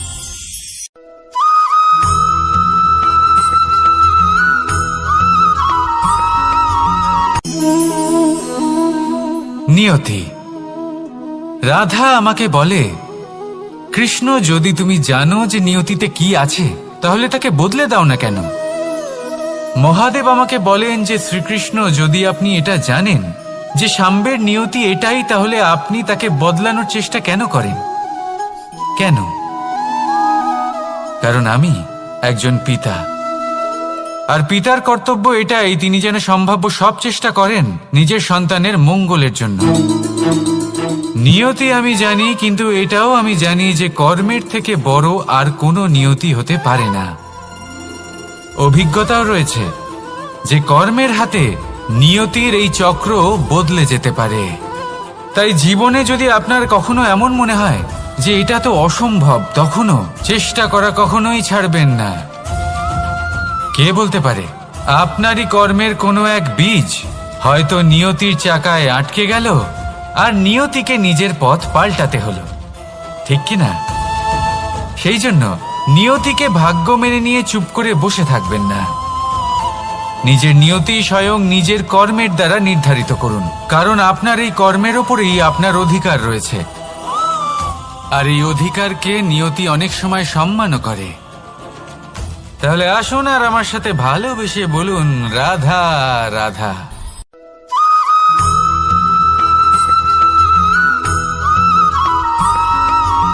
কখনো কখনো আমরা ভাবি যে কোনো ব্যক্তি যিনি ধর্মের পথে চলেছেন, যদি তার দ্বারা কোনো ভুল হয়ে থাকে, তাহলে নিয়তি তাকে সেই মুহূর্তেই কঠোর শাস্তি দেন। কিন্তু সেই সব মানুষ যারা সংসারের সবথেকে বড় অধর্মী, বহু নিকৃষ্ট মানের কাজ করেন, তাদের নিয়তি অনেক সুযোগ দেন। তাদের নিয়তি এরকম কঠোর প্রহার করেন না। এই ভাবনা কখনো না কখনো মনে আসেই। ভেবে দেখুন কেন? আসলে জীবনকে বেশিরভাগ মানুষ একভাবেই দেখে থাকেন, বিভিন্ন স্তরে একে দেখা উচিত। এবার আপনি বলুন, এই সংসারে কোনো অধর্মী কখনো প্রেরণার উৎস হতে পারেন? কখনোই নয়। যে মানুষ নিজের আত্মাকে মলিন করে ফেলেছেন, তিনি এই সংসারকে কিভাবে প্রেরণা যোগাবেন? উনি নিজেই বুঝতে পারেন না কোনটা করা উচিত, ধর্ম কোনটা। তাই নিয়তি তাকে একটা সুযোগ দেন, এটা বোঝার সুযোগ দেন যে কোনটা উচিত, কোনটা ধর্ম। সুযোগ দেন নিজের বিবেক জাগিয়ে তোলার, তাকে সুযোগ দেন নিজের অন্তরাত্মার ডাক শোনার। যখন তাতেও কাজ হয় না, তখন নিয়তির কাছে একটাই পথ বাকি থাকে, আর তা হল মহাবিনাশ। মহাবিনাশ হয়তো দেরিতেই আসতে পারে, কিন্তু তা অবশ্যই আসবে। আর যখন মহাবিনাশ আসে, তখন মহাবিনাশের যন্ত্রণা সমগ্র মানব জীবনের যন্ত্রণার থেকে অনেক বেশি হয়। এই কথাটা সবসময় মনে রাখবেন। আর অন্যদিকে যে মানুষ ধর্মের পথে চলছেন, তার দ্বারা যদি কোনো ভুল হয়ে থাকে, তখন নিয়তি তার পরীক্ষা নেন। কিছুক্ষণের জন্য মানুষের মনে হতে পারে নিয়তি তাকে কঠোর শাস্তি দিয়েছেন।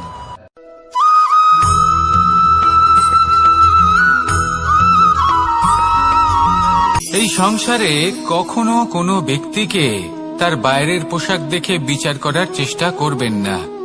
এটা খুব বড় ভুল করবেন। যেমন আমরা জীবনে অনেক সময় এমন করি। ধরুন কোথাও একটা গাছ দেখলাম, খুব বিশাল আকারের একটা গাছ, যেটা মাটির থেকে অনেক উঁচুতে পৌঁছে গেছে, যার বিশাল শাখা আছে। সেগুলো দেখে আমরা ভাবি যে এই গাছে হয়তো কত সুস্বাদু ফল আছে। আমরা সেই গাছের পরিচর্যা করতে থাকি। আবার অন্যদিকে হলো একটি তৃণ, যেটা মাটি থেকে কিছুটা উঁচুতে পৌঁছেছে, কিন্তু সেই তৃণর নিচে, মাটির নিচে অত্যন্ত সুস্বাদু ফল বা সবজি জন্ম নেয়, যা আমাদের স্বাস্থ্যের পক্ষে অত্যন্ত উপকারী। সেই জন্য কখনো আবরণ দেখে কাউকে বিচার করতে চেষ্টা করবেন না। তার বদলে এটা বোঝার চেষ্টা করুন যে আপনার সামনে যে ব্যক্তি আছে বা বস্তু আছে, তার বিশেষত্ব কি। যদি এই বিশেষত্ব বোঝার ক্ষমতা আপনি অর্জন করেন, যদি এই শিল্প আপনি নিজের ভেতরে জাগ্রত করেন, তাহলে এই সংসারে বিশেষত্ব কি সেটা আপনি জানতে পারবেন। আর এই সমস্ত খেলা দৃষ্টি থেকে নয়, দৃষ্টিভঙ্গি থেকে জন্ম নেয়। দৃষ্টিভঙ্গি সবসময় শুভ রাখুন, আর আমার সাথে ভালোবেসে বলুন, রাধা রাধা।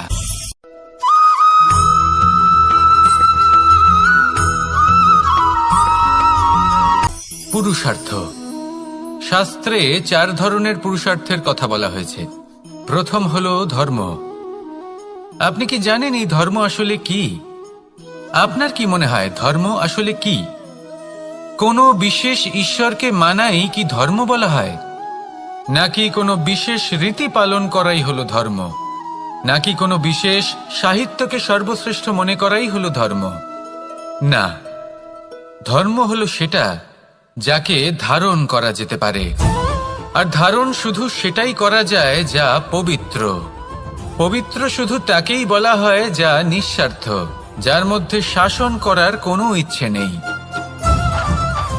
যা সরলভাবেই প্রবাহমান, জল এবং বায়ুর মতো। যখন কোনো ব্যক্তি ধর্মকে ধারণ করেন এবং সেই ধর্ম সেই ব্যক্তিকে রক্ষা করে, তখন তাকে ধর্ম বলা হয়। ধর্ম যা রক্ষা করে অহংকার থেকে, খারাপ চিন্তার হাত থেকে। সেই জন্য পুরুষার্থ গড়ে তোলার আগে, ধর্ম পালন করার আগে ধর্মের প্রকৃত অর্থ কি সেটা বুঝে নিন। এটা জেনে রাখুন যে সমস্ত ধর্মের আধার, সমস্ত ধর্মের ভিত শুধুমাত্র ভালোবাসা। আসুন আর এই ভালোবাসার সাথেই বলুন রাধা রাধা।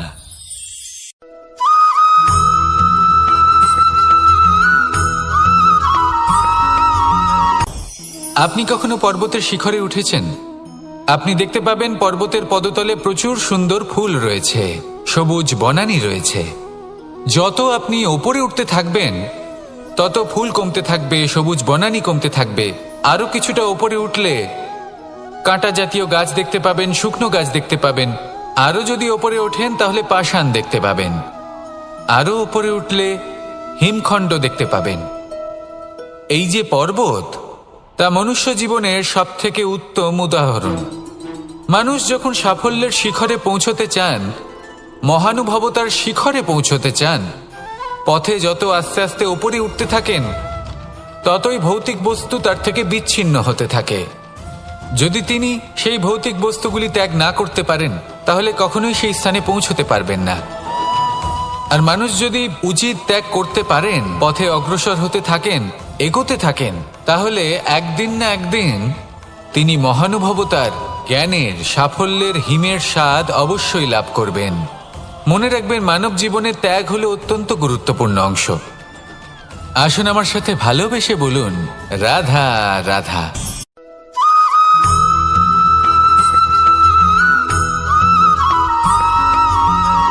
কেউ বলে জীবন খুব ক্ষণস্থায়ী, কেউ বলে জীবন হলো একটা সুন্দর স্বপ্নের মতো, আবার কেউ বলবে জীবন হলো এক কঠোর সত্য। কিন্তু জীবন আসলে কি? জীবন হলো আপনারই প্রতিবিম্ব, একটা দর্পণ। অর্থাৎ আপনি জীবনকে সেইভাবেই পাবেন যেরকম আপনি নিজেকে প্রতিপন্ন করবেন। যদি আপনি দর্পণের দিকে তাকিয়ে হাসেন, তাহলে আপনি সামনে হাসি মুখী দেখতে পাবেন। এবার যদি আপনি গম্ভীর হয়ে থাকেন, তাহলে আপনি একজন রুষ্ট ব্যক্তি দেখতে পাবেন। শেষে সবথেকে বেশি গুরুত্বপূর্ণ হলো আপনার চেষ্টা। আপনাকে সবসময় চেষ্টা করতে হবে যাতে আপনি নিজেকে প্রসন্ন এবং ইতিবাচক মনোভাবে রাখেন। এটা হলো আপনারই উত্তরদায়িত্ব, তাকে পালন করুন।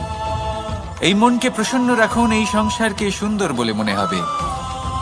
আর এই মন প্রসন্ন হয়ে বলবে রাধা রাধা।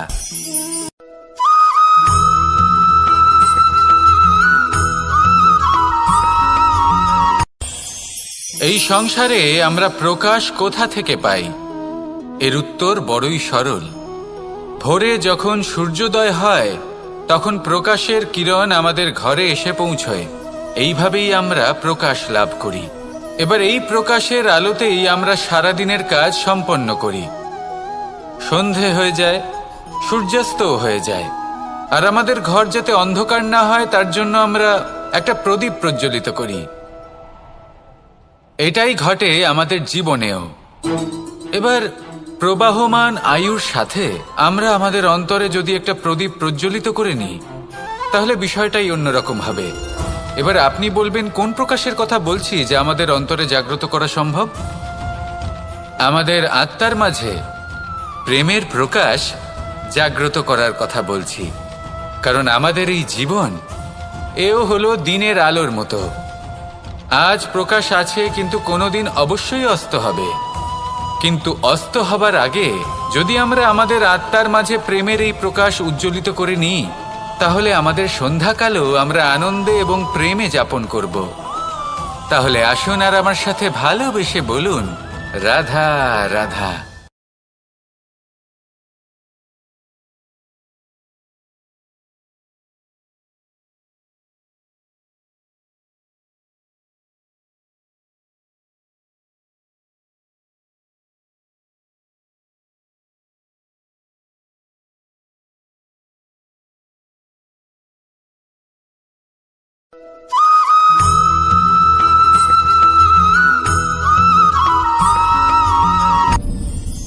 আপনি কি কখনো কোনো জলের ধারা দেখেছেন?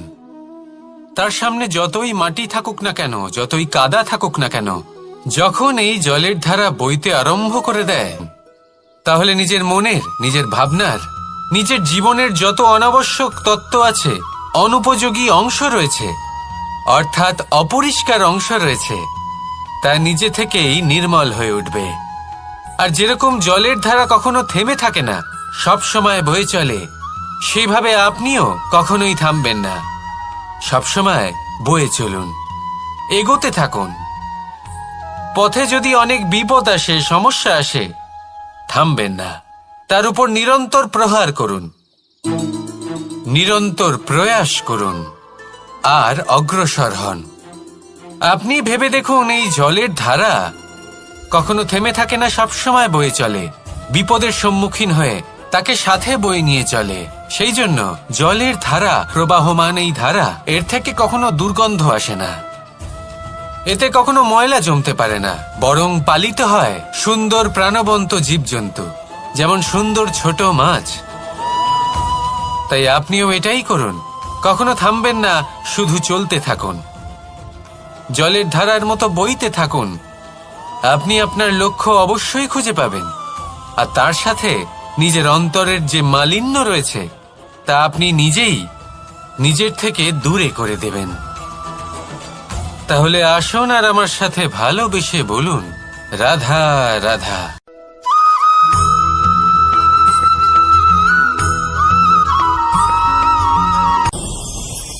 ভয়ের সাথে আমরা সবাই পরিচিত, কষ্টও আমরা সবাই পেয়েছি। কখনো কখনো আমরা অসুস্থ হয়ে পড়ি, আর এমন সময় হলে মাতার মমতা, কখনো বাবার স্নেহ, কখনো বন্ধুদের পাশে থাকার অনুভূতি আমাদের রোগ নিরাময়ে সাহায্য করে। কখনো যদি আমরা নিরাশ হয়ে পড়ি, তখন যদি আমাদের কোনো আপনজন আমাদের দুটো ভালো কথা বলে, তখন আমাদের মনোবল বেড়ে যায়। ঠিক তেমন সংসারের এই রঙ্গমঞ্চে যদি আপনি পীড়িত অনুভব করেন, কিছু শুভ কথা আলোচনা করুন, কিছু স্তুতি গান করুন, কিছু মুহূর্তের জন্য হলেও নিজের ইষ্টদেবের কথা স্মরণ করুন আর প্রার্থনা করুন। সাহস বাড়বে, শক্তিও বৃদ্ধি পাবে এবং সামনে এগিয়ে চলার পথও দেখতে পাবেন। তখন এই মন প্রসন্ন হয়ে বলবে, রাধা রাধা।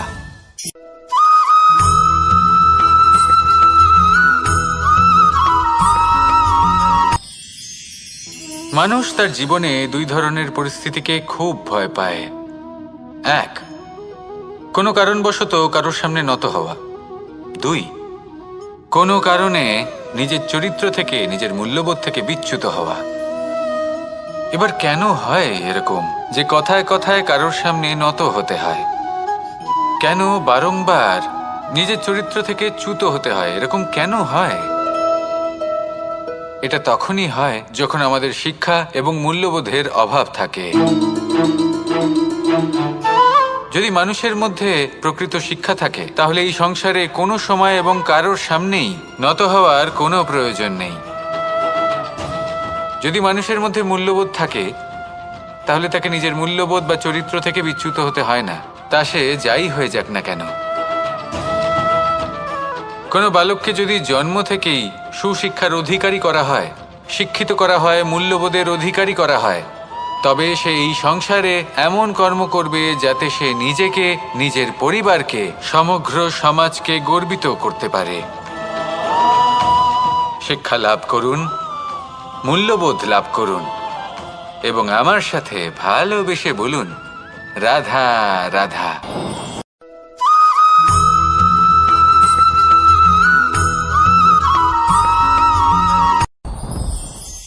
সাথী। সাথী এই শব্দটির ব্যাখ্যা কে কিভাবে করে? মিত্র, সখা, বন্ধু। কিন্তু অর্থ একটাই, তিনি যিনি আপনার সঙ্গী হন আর তিনি যার সাথী আপনি হন। এবার সব থেকে বড় প্রশ্ন হলো এটাই যে তিনি কে হতে পারেন যাকে আপনি আপনার সাথী বলে মেনে নিতে পারেন, নিজের সখা, নিজের মিত্র, নিজের বন্ধু মেনে নিতে পারেন। আপনার সাথী হলেন তিনি যিনি দুঃখের সময় আপনার পাশে থাকবেন, আপনার হাত ধরে থাকবেন। আপনার সাথী হলেন তিনি যার হাত আপনি নিজের সুখের দিনে ধরে থাকবেন। সেই সাথীরই হাত ধরুন যিনি দুঃখে সবসময় আপনাকে সাহায্য করার জন্য তৎপর হয়ে থাকেন, আপনার পাশে থাকেন, আর যাকে সুখের দিনে আপনি আপনার সাথে রাখতে পারেন। আর যখন আপনার সাথে আপনার এই সাথী থাকবে তখন আপনি এটা বুঝবেন যে যখন জীবনে দুঃখ আসে তখন এই দুঃখ কমে যায়, সবার মধ্যে ভাগ হয়ে যায়। আর যদি তখন সুখ আসে তাহলে সেটা সবার উপস্থিতিতে আরো বেড়ে যায়। এটাই হলো প্রেম, এটাই হলো ভালোবাসা, এটাই হলো সঙ্গ। যেমন সম্পর্ক আমার আর রাধার মাঝে। তাহলে আসুন আর আমার সাথে ভালোবেসে বলুন, রাধা রাধা।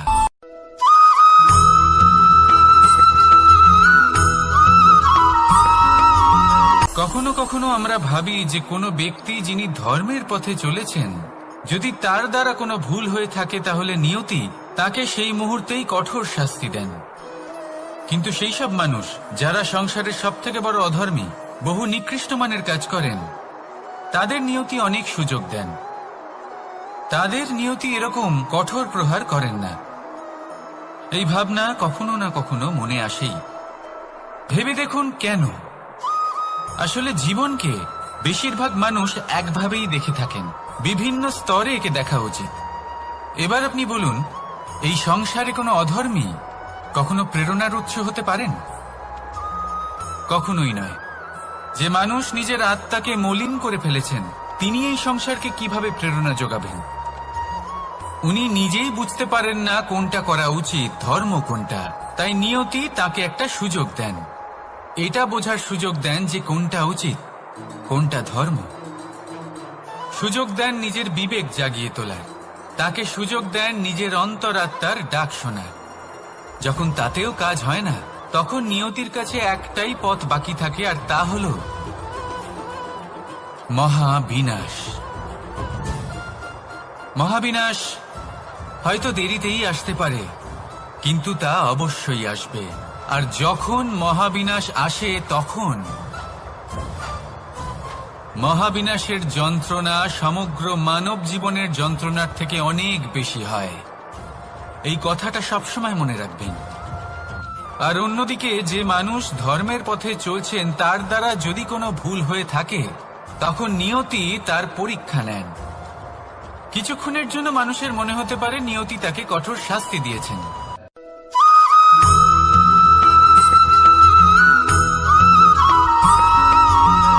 মানুষের মানসিকতা এমন হয় যে সে যতটা করে আশা করে যে তার থেকে অনেক বেশি তার বদলে সে পাবে। দেখুন, সবকিছুই আপনার ভাবনা চিন্তার উপর নির্ভর করছে।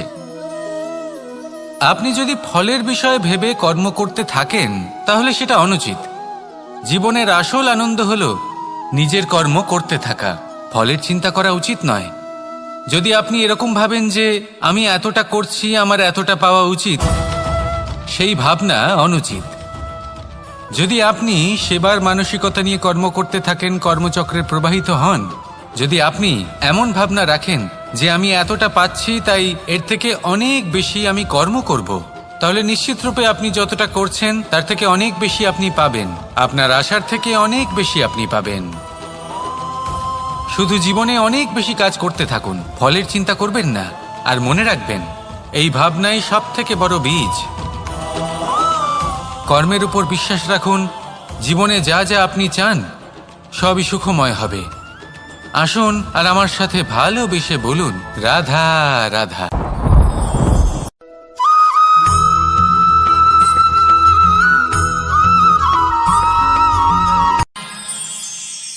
আমরা সবাই সূর্যকে সম্মান কেন করি? কারণ আমরা জানি যে সন্ধেবেলা যখন সূর্যাস্ত হবে তখন শুধুমাত্র অন্ধকার বাকি থাকবে। ঠিক কিছুটা এরকমই হয় আমাদের মাতা পিতাও, যিনি আমাদের জন্ম দেন, আমাদের ভরণ পোষণ করেন, আমাদের বড় করেন, আমাদের প্রেম প্রদান করেন। কখনো কখনো তাদের মুখ থেকে কটু কথা নিঃসৃত হয়, আমাদের দুঃখ হয়, কিন্তু তখন আমাদের এটা বোঝা উচিত এগুলি নিঃসৃত হচ্ছে আমাদেরই মঙ্গলের জন্য। যেমন সূর্যদেব, উনিও উত্তাপ দিয়ে থাকেন আমাদেরই মঙ্গলের জন্য, যাতে ফসল পাকতে পারে, যাতে জল বাষ্প হয়ে মেঘ হতে পারে, বৃষ্টি হতে পারে, আর এই সংসারে নিরন্তর জলের প্রবাহ থাকে। আমাদের মাতা পিতা, তাদের কঠোর আচরণ, তাদের কঠোর অনুশাসনের পেছনে লুকিয়ে থাকে ওনাদের ভালোবাসা। আমাদের তা বুঝতে হবে, সসম্মানে ওনাদের গ্রহণ করতে হবে। কারণ ঠিক সূর্যাস্তের পরে যেমন চতুর্দিক অন্ধকারচ্ছন্ন হয়ে যায়, তেমনি আমাদের জীবন থেকে যখন আমাদের মাতা পিতা চলে যায় তখন আমাদের জীবনেও শুধু এবং শুধুমাত্র অন্ধকারই ছেয়ে থাকে। সেই জন্য নিজের মাতা পিতাকে সম্মান করুন, ওনাদের ভালোবাসা প্রদান করুন। এই মন আর এই জীবন প্রসন্ন হয়ে বলবে, রাধা রাধা।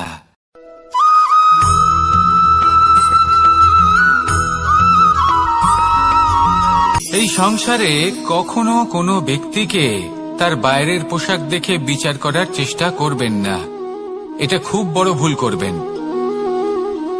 যেমন আমরা জীবনে অনেক সময় এমন করি, ধরুন কোথাও একটা গাছ দেখলাম, খুব বিশাল আকারের একটা গাছ, যেটা মাটির থেকে অনেক উঁচুতে পৌঁছে গেছে, যার বিশাল শাখা আছে। সেগুলো দেখে আমরা ভাবি যে এই গাছে হয়তো কত সুস্বাদু ফল আছে, আমরা সেই গাছের পরিচর্যা করতে থাকি।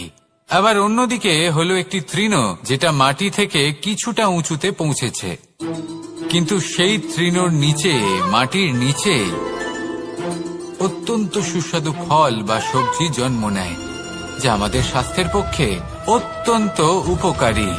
সেই জন্য কখনো আবরণ দেখে কাউকে বিচার করতে চেষ্টা করবেন না। তার বদলে এটা বোঝার চেষ্টা করুন যে আপনার সামনে যে ব্যক্তি আছে বা বস্তু আছে তার বিশেষত্ব কি। যদি এই বিশেষত্ব বোঝার ক্ষমতা আপনি অর্জন করেন, যদি এই শিল্প আপনি নিজের ভেতরে জাগ্রত করেন, তাহলে এই সংসারে বিশেষত্ব কি সেটা আপনি জানতে পারবেন। আর এই সমস্ত খেলা দৃষ্টি থেকে নয়, দৃষ্টিভঙ্গি থেকে জন্ম নেয়। দৃষ্টিভঙ্গি সবসময় শুভ রাখুন আর আমার সাথে ভালোবেসে বলুন, রাধা রাধা।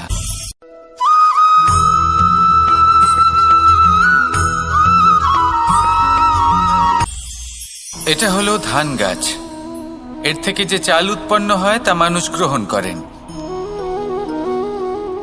আর এটা কি? এ হলো জংলি ঘাস। একবার ভেবে দেখুন, যদি এই জংলি ঘাস ধান গাছের আশেপাশে থাকে তাহলে কি হবে? ধান উৎপন্ন হতে পারবে? তা উৎকৃষ্ট হতে পারবে? আমরা কি তা গ্রহণ করতে পারবো? কখনোই নয়। এই জংলি ঘাস ধানকে নষ্ট করে দেবে, কিন্তু নিজে জীবিত থাকবে। এটাই হলো আজকের শিক্ষা। এই সংসারে যদি আপনি নীতির পথে চলতে চান, উচিত কর্ম করতে চান, সংসারকে সেবা করতে চান, তাহলে জংলি ঘাসের মতো ব্যক্তিদের থেকে সবসময় দূরে থাকতে হবে। সেই ব্যক্তি যারা দুর্নীতি এবং মিথ্যা দ্বারা পরিপূর্ণ, যাদের ব্যবহার অশুভ, যাদের অনেক অশুভ গুণ রয়েছে, তারা সঠিক নয়।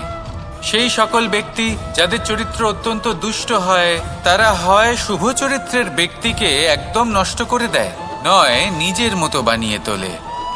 তাই যদি আপনি নীতির পথে চলতে চান, এই সংসারের জন্য শুভ কর্ম করতে চান, তাহলে সেই সঙ্গ লাভ করুন যে সঙ্গ জ্ঞানে পরিপূর্ণ, যাদের মধ্যে অনেক গুণ আছে, যাদের থেকে প্রতিদিন কিছু শিখতে পারবেন, এমন ব্যক্তির সাথে জীবন অতিবাহিত করুন, দুরাচারীদের থেকে দূরে থাকুন।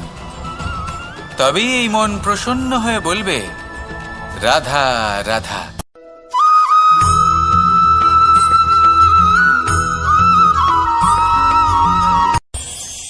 এই সংসারে আমরা প্রকাশ কোথা থেকে পাই? এর উত্তর বড়ই সরল। ভোরে যখন সূর্যোদয় হয় তখন প্রকাশের কিরণ আমাদের ঘরে এসে পৌঁছয়। এইভাবেই আমরা প্রকাশ লাভ করি। এবার এই প্রকাশের আলোতেই আমরা সারাদিনের কাজ সম্পন্ন করি। সন্ধে হয়ে যায়, সূর্যাস্তও হয়ে যায়। আর আমাদের ঘর যাতে অন্ধকার না হয় তার জন্য আমরা একটা প্রদীপ প্রজ্বলিত করি। এটাই ঘটে আমাদের জীবনেও। এবার প্রবাহমান আয়ুর সাথে আমরা আমাদের অন্তরে যদি একটা প্রদীপ প্রজ্বলিত করে নিই তাহলে বিষয়টাই অন্যরকম হবে। এবার আপনি বলবেন কোন প্রকাশের কথা বলছি যে আমাদের অন্তরে জাগ্রত করা সম্ভব? আমাদের আত্মার মাঝে প্রেমের প্রকাশ জাগ্রত করার কথা বলছি। কারণ আমাদের এই জীবন এও হলো দিনের আলোর মতো। আজ প্রকাশ আছে, কিন্তু কোনোদিন অবশ্যই অস্ত হবে। কিন্তু অস্ত হবার আগে যদি আমরা আমাদের আত্মার মাঝে প্রেমের এই প্রকাশ উজ্জ্বলিত করে নিই তাহলে আমাদের সন্ধ্যাকালও আমরা আনন্দে এবং প্রেমে যাপন করব। তাহলে আসুন আর আমার সাথে ভালোবেসে বলুন, রাধা রাধা।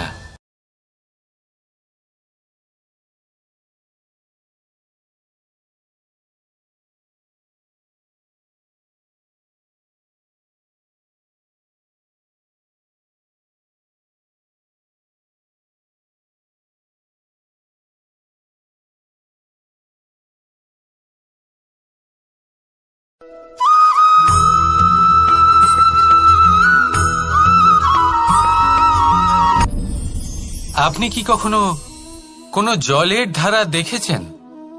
তার সামনে যতই মাটি থাকুক না কেন, যতই কাদা থাকুক না কেন, যখন এই জলের ধারা বইতে আরম্ভ করে দেয় তাহলে নিজের মনের, নিজের ভাবনার, নিজের জীবনের যত অনাবশ্যক তত্ত্ব আছে, অনুপযোগী অংশ রয়েছে, অর্থাৎ অপরিষ্কার অংশ রয়েছে, তা নিজে থেকেই নির্মল হয়ে উঠবে। আর যেরকম জলের ধারা কখনো থেমে থাকে না, সব সময় বয়ে চলে, সেইভাবে আপনিও কখনোই থামবেন না। সবসময় বয়ে চলুন, এগোতে থাকুন। পথে যদি অনেক বিপদ আসে, সমস্যা আসে, থামবেন না, তার উপর নিরন্তর প্রহার করুন, নিরন্তর প্রয়াস করুন আর অগ্রসর হন। আপনি ভেবে দেখুন, এই জলের ধারা কখনো থেমে থাকে না, সবসময় বয়ে চলে, বিপদের সম্মুখীন হয়ে তাকে সাথে বয়ে নিয়ে চলে। সেই জন্য জলের ধারা, প্রবাহমান এই ধারা, এর থেকে কখনো দুর্গন্ধ আসে না, এতে কখনো ময়লা জমতে পারে না, বরং পালিত হয় সুন্দর প্রাণবন্ত জীবজন্তু, যেমন সুন্দর ছোট মাছ। তাই আপনিও এটাই করুন, কখনো থামবেন না, শুধু চলতে থাকুন, জলের ধারার মতো বইতে থাকুন। আপনি আপনার লক্ষ্য অবশ্যই খুঁজে পাবেন, আর তার সাথে নিজের অন্তরের যে মালিন্য রয়েছে তা আপনি নিজেই নিজের থেকে দূরে করে দেবেন। তাহলে আসুন আর আমার সাথে ভালোবেসে বলুন, রাধা রাধা।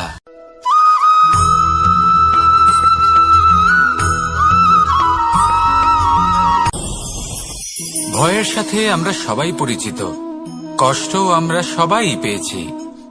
কখনো কখনো আমরা অসুস্থ হয়ে পড়ি, আর এমন সময় হলে মাতার মমতা, কখনো বাবার স্নেহ, কখনো বন্ধুদের পাশে থাকার অনুভূতি আমাদের রোগ নিরাময়ে সাহায্য করে। কখনো যদি আমরা নিরাশ হয়ে পড়ি, তখন যদি আমাদের কোনো আপনজন আমাদের দুটো ভালো কথা বলে, তখন আমাদের মনোবল বেড়ে যায়। ঠিক তেমন সংসারের এই রঙ্গমঞ্চে যদি আপনি পীড়িত অনুভব করেন, কিছু শুভ কথা আলোচনা করুন, কিছু স্তুতি গান করুন, কিছু মুহূর্তের জন্য হলেও নিজের ইষ্টদেবের কথা স্মরণ করুন আর প্রার্থনা করুন। সাহস বাড়বে, শক্তিও বৃদ্ধি পাবে এবং সামনে এগিয়ে চলার পথও দেখতে পাবেন। তখন এই মন প্রসন্ন হয়ে বলবে, রাধা রাধা।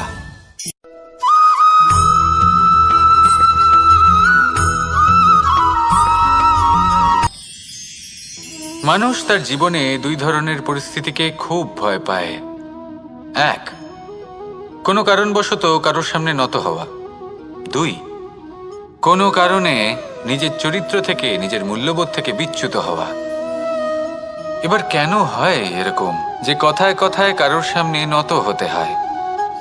কেন বারংবার নিজের চরিত্র থেকে চ্যুত হতে হয়? এরকম কেন হয়?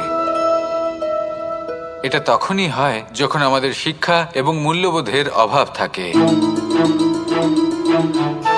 যদি মানুষের মধ্যে প্রকৃত শিক্ষা থাকে, তাহলে এই সংসারে কোনো সময় এবং কারোর সামনেই নত হওয়ার কোনো প্রয়োজন নেই। যদি মানুষের মধ্যে মূল্যবোধ থাকে, তাহলে তাকে নিজের মূল্যবোধ বা চরিত্র থেকে বিচ্যুত হতে হয় না, তা সে যাই হয়ে যাক না কেন। কোনো বালককে যদি জন্ম থেকেই সুশিক্ষার অধিকারী করা হয়, শিক্ষিত করা হয়, মূল্যবোধের অধিকারী করা হয়, তবে সে এই সংসারে এমন কর্ম করবে যাতে সে নিজেকে, নিজের পরিবারকে, সমগ্র সমাজকে গর্বিত করতে পারে। শিক্ষা লাভ করুন, মূল্যবোধ লাভ করুন এবং আমার সাথে ভালোবেসে বলুন, রাধা রাধা।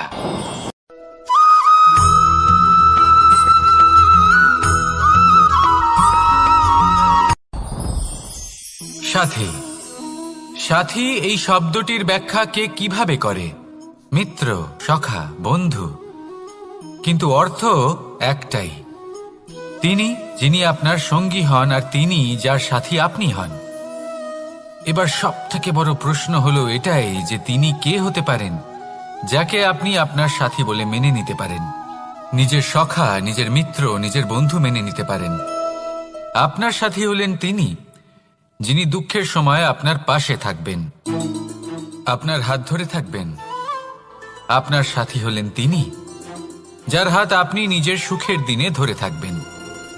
সেই সাথীরই হাত ধরুন যিনি দুঃখে সবসময় আপনাকে সাহায্য করার জন্য তৎপর হয়ে থাকেন, আপনার পাশে থাকেন, আর যাকে সুখের দিনে আপনি আপনার সাথে রাখতে পারেন।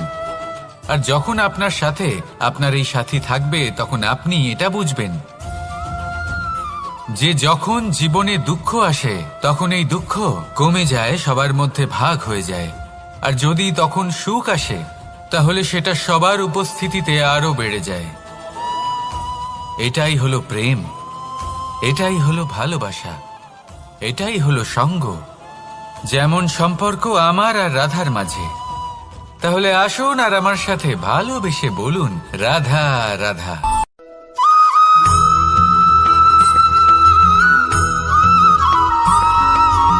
কখনো কখনো আমরা ভাবি যে কোনো ব্যক্তি যিনি ধর্মের পথে চলেছেন, যদি তার দ্বারা কোনো ভুল হয়ে থাকে, তাহলে নিয়তি তাকে সেই মুহূর্তেই কঠোর শাস্তি দেন। কিন্তু সেই সব মানুষ যারা সংসারের সব থেকে বড় অধর্মী, বহু নিকৃষ্ট মানের কাজ করেন, তাদের নিয়তি অনেক সুযোগ দেন। তাদের নিয়তি এরকম কঠোর প্রহার করেন না। এই ভাবনা কখনো না কখনো মনে আসেই। ভেবে দেখুন কেন? আসলে জীবনকে বেশিরভাগ মানুষ একভাবেই দেখে থাকেন, বিভিন্ন স্তরে একে দেখা উচিত। এবার আপনি বলুন, এই সংসারে কোনো অধর্মী কখনো প্রেরণার উৎস হতে পারেন? কখনোই নয়। যে মানুষ নিজের আত্মাকে মলিন করে ফেলেছেন, তিনি এই সংসারকে কিভাবে প্রেরণা যোগাবেন? উনি নিজেই বুঝতে পারেন না কোনটা করা উচিত, ধর্ম কোনটা। তাই নিয়তি তাকে একটা সুযোগ দেন, এটা বোঝার সুযোগ দেন যে কোনটা উচিত, কোনটা ধর্ম। সুযোগ দেন নিজের বিবেক জাগিয়ে তোলার, তাকে সুযোগ দেন নিজের অন্তরাত্মার ডাক শোনার। যখন তাতেও কাজ হয় না, তখন নিয়তির কাছে একটাই পথ বাকি থাকে, আর তা হল মহাবিনাশ। মহাবিনাশ হয়তো দেরিতেই আসতে পারে, কিন্তু তা অবশ্যই আসবে। আর যখন মহাবিনাশ আসে, তখন মহাবিনাশের যন্ত্রণা সমগ্র মানব জীবনের যন্ত্রণার থেকে অনেক বেশি হয়। এই কথাটা সবসময় মনে রাখবেন। আর অন্যদিকে যে মানুষ ধর্মের পথে চলছেন, তার দ্বারা যদি কোনো ভুল হয়ে থাকে, তখন নিয়তি তার পরীক্ষা নেন। কিছুক্ষণের জন্য মানুষের মনে হতে পারে নিয়তি তাকে কঠোর শাস্তি দিয়েছেন,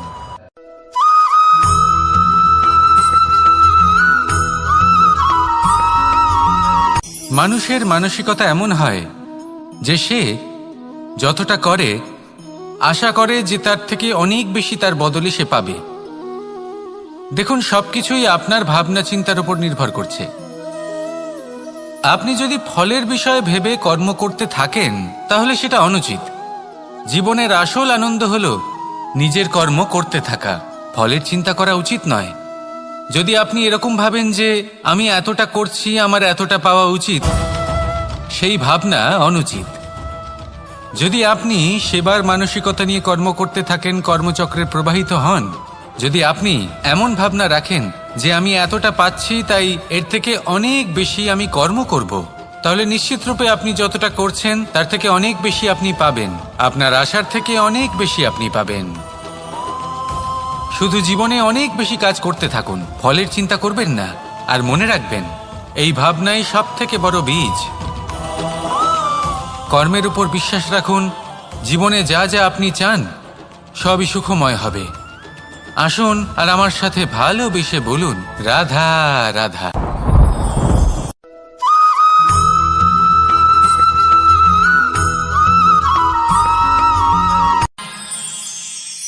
আমরা সবাই সূর্যকে সম্মান কেন করি?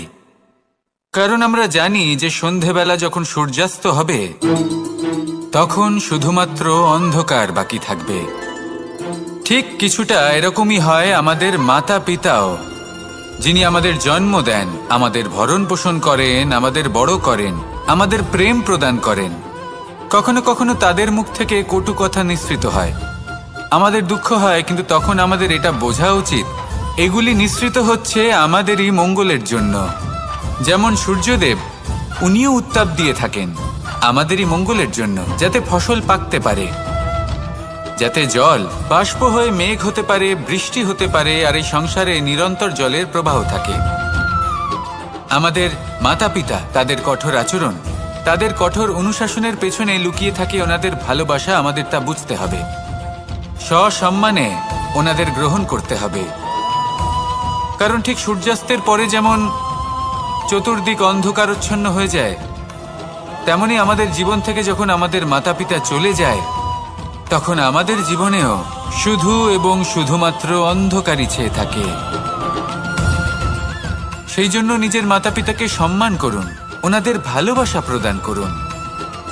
এই মন আর এই জীবন প্রসন্ন হয়ে বলবে, রাধা রাধা।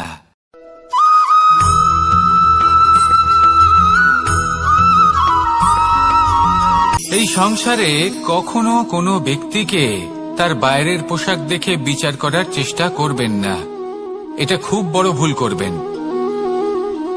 যেমন আমরা জীবনে অনেক সময় এমন করি, ধরুন কোথাও একটা গাছ দেখলাম, খুব বিশাল আকারের একটা গাছ, যেটা মাটির থেকে অনেক উঁচুতে পৌঁছে গেছে, যার বিশাল শাখা আছে। সেগুলো দেখে আমরা ভাবি যে এই গাছে হয়তো কত সুস্বাদু ফল আছে, আমরা সেই গাছের পরিচর্যা করতে থাকি।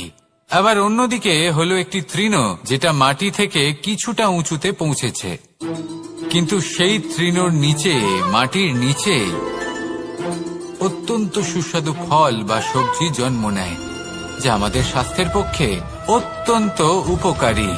সেই জন্য কখনো আবরণ দেখে কাউকে বিচার করতে চেষ্টা করবেন না, তার বদলে এটা বোঝার চেষ্টা করুন যে আপনার সামনে যে ব্যক্তি আছে বা বস্তু আছে তার বিশেষত্ব কি। যদি এই বিশেষত্ব বোঝার ক্ষমতা আপনি অর্জন করেন, যদি এই শিল্প আপনি নিজের ভেতরে জাগ্রত করেন, তাহলে এই সংসারে বিশেষত্ব কি সেটা আপনি জানতে পারবেন। আর এই সমস্ত খেলা দৃষ্টি থেকে নয়, দৃষ্টিভঙ্গি থেকে জন্ম নেয়। দৃষ্টিভঙ্গি সবসময় শুভ রাখুন আর আমার সাথে ভালোবেসে বলুন, রাধা রাধা।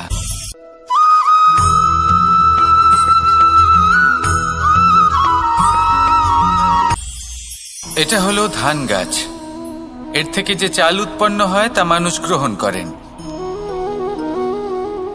আর এটা কি? এ হলো জংলি ঘাস। একবার ভেবে দেখুন, যদি এই জংলি ঘাস ধান গাছের আশেপাশে থাকে তাহলে কি হবে? ধান উৎপন্ন হতে পারবে? তা উৎকৃষ্ট হতে পারবে? আমরা কি তা গ্রহণ করতে পারবো? কখনোই নয়। এই জংলি ঘাস ধানকে নষ্ট করে দেবে, কিন্তু নিজে জীবিত থাকবে। এটাই হলো আজকের শিক্ষা। এই সংসারে যদি আপনি নীতির পথে চলতে চান, উচিত কর্ম করতে চান, সংসারকে সেবা করতে চান, তাহলে জংলি ঘাসের মতো ব্যক্তিদের থেকে সবসময় দূরে থাকতে হবে। সেই ব্যক্তি যারা দুর্নীতি এবং মিথ্যা দ্বারা পরিপূর্ণ, যাদের ব্যবহার অশুভ, যাদের অনেক অশুভ গুণ রয়েছে, তারা সঠিক নয়। সেই সকল ব্যক্তি যাদের চরিত্র অত্যন্ত দুষ্ট হয়, তারা হয় শুভ চরিত্রের ব্যক্তিকে একদম নষ্ট করে দেয়, নয় নিজের মতো বানিয়ে তোলে। তাই যদি আপনি নীতির পথে চলতে চান, এই সংসারের জন্য শুভ কর্ম করতে চান, তাহলে সেই সঙ্গ লাভ করুন যে সঙ্গ জ্ঞানে পরিপূর্ণ, যাদের মধ্যে অনেক গুণ আছে, যাদের থেকে প্রতিদিন কিছু শিখতে পারবেন। এমন ব্যক্তির সাথে জীবন অতিবাহিত করুন, দুরাচারীদের থেকে দূরে থাকুন। তবেই এই মন প্রসন্ন হয়ে বলবে, রাধা রাধা।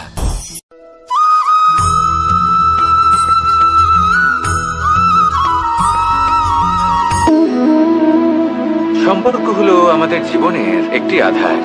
কিছু সম্পর্ক এমন যা আমরা জন্মসূত্রে লাভ করি, যেমন পরিবার, মা, বাবা। কিছু সম্পর্ক আছে যা আমরা জীবনে অর্জন করে থাকি, তা সে প্রেমের হোক, স্নেহের হোক বা বন্ধুত্বের। এই সকল সম্পর্ক লাভ করার বা গড়ে তোলার 5টি ধাপ রয়েছে। প্রথম ধাপ, কোনো ব্যক্তির সাথে আলাপ হওয়া, তার সাথে কথা বলা বা তাকে দেখা। দ্বিতীয় ধাপ, সে ব্যক্তিকে আমাদের ভালো লাগা। তৃতীয় ধাপ,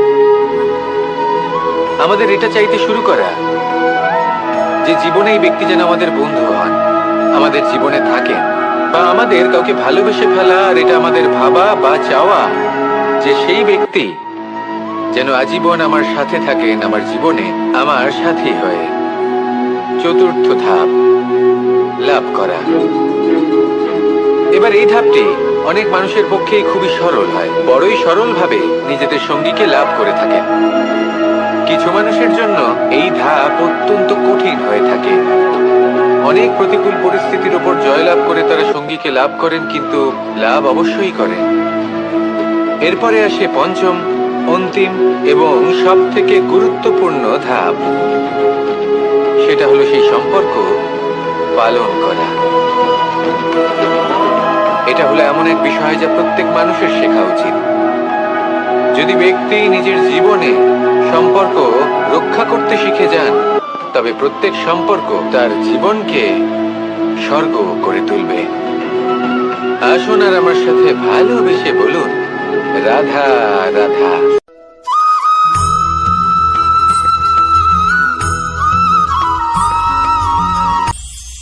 এটা হলো ধান গাছ। এর থেকে যে চাল উৎপন্ন হয় তা মানুষ গ্রহণ করেন। আর এটা কি? এ হলো জংলি ঘাস। একবার ভেবে দেখুন, যদি এই জংলি ঘাস ধান গাছের আশেপাশে থাকে তাহলে কি হবে? ধান উৎপন্ন হতে পারবে? তা উৎকৃষ্ট হতে পারবে? আমরা কি তা গ্রহণ করতে পারবো? কখনোই নয়। এই জংলি ঘাস ধানকে নষ্ট করে দেবে, কিন্তু নিজে জীবিত থাকবে। এটাই হলো আজকের শিক্ষা। এই সংসারে যদি আপনি নীতির পথে চলতে চান, উচিত কর্ম করতে চান, সংসারকে সেবা করতে চান, তাহলে জংলি ঘাসের মতো ব্যক্তিদের থেকে সবসময় দূরে থাকতে হবে।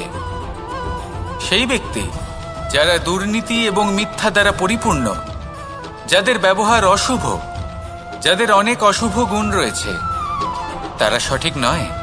সেই সকল ব্যক্তি যাদের চরিত্র অত্যন্ত দুষ্ট হয়, তারা হয় শুভ চরিত্রের ব্যক্তিকে একদম নষ্ট করে দেয়, নয় নিজের মতো বানিয়ে তোলে।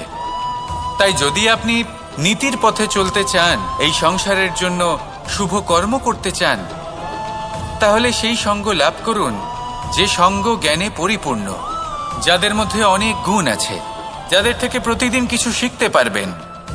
এমন ব্যক্তির সাথে জীবন অতিবাহিত করুন, দুরাচারীদের থেকে দূরে থাকুন। তবেই এই মন প্রসন্ন হয়ে বলবে, রাধা রাধা।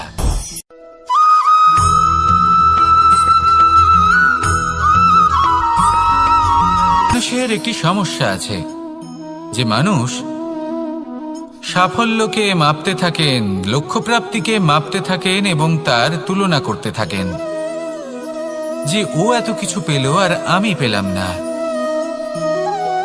ওর কাছে এত কিছু আছে কিন্তু আমার কাছে নেই। এই তুলনা করার জন্য ওনারা দুঃখী হয়ে পড়েন, নিরাশ হয়ে পড়েন। তাই আমি একটা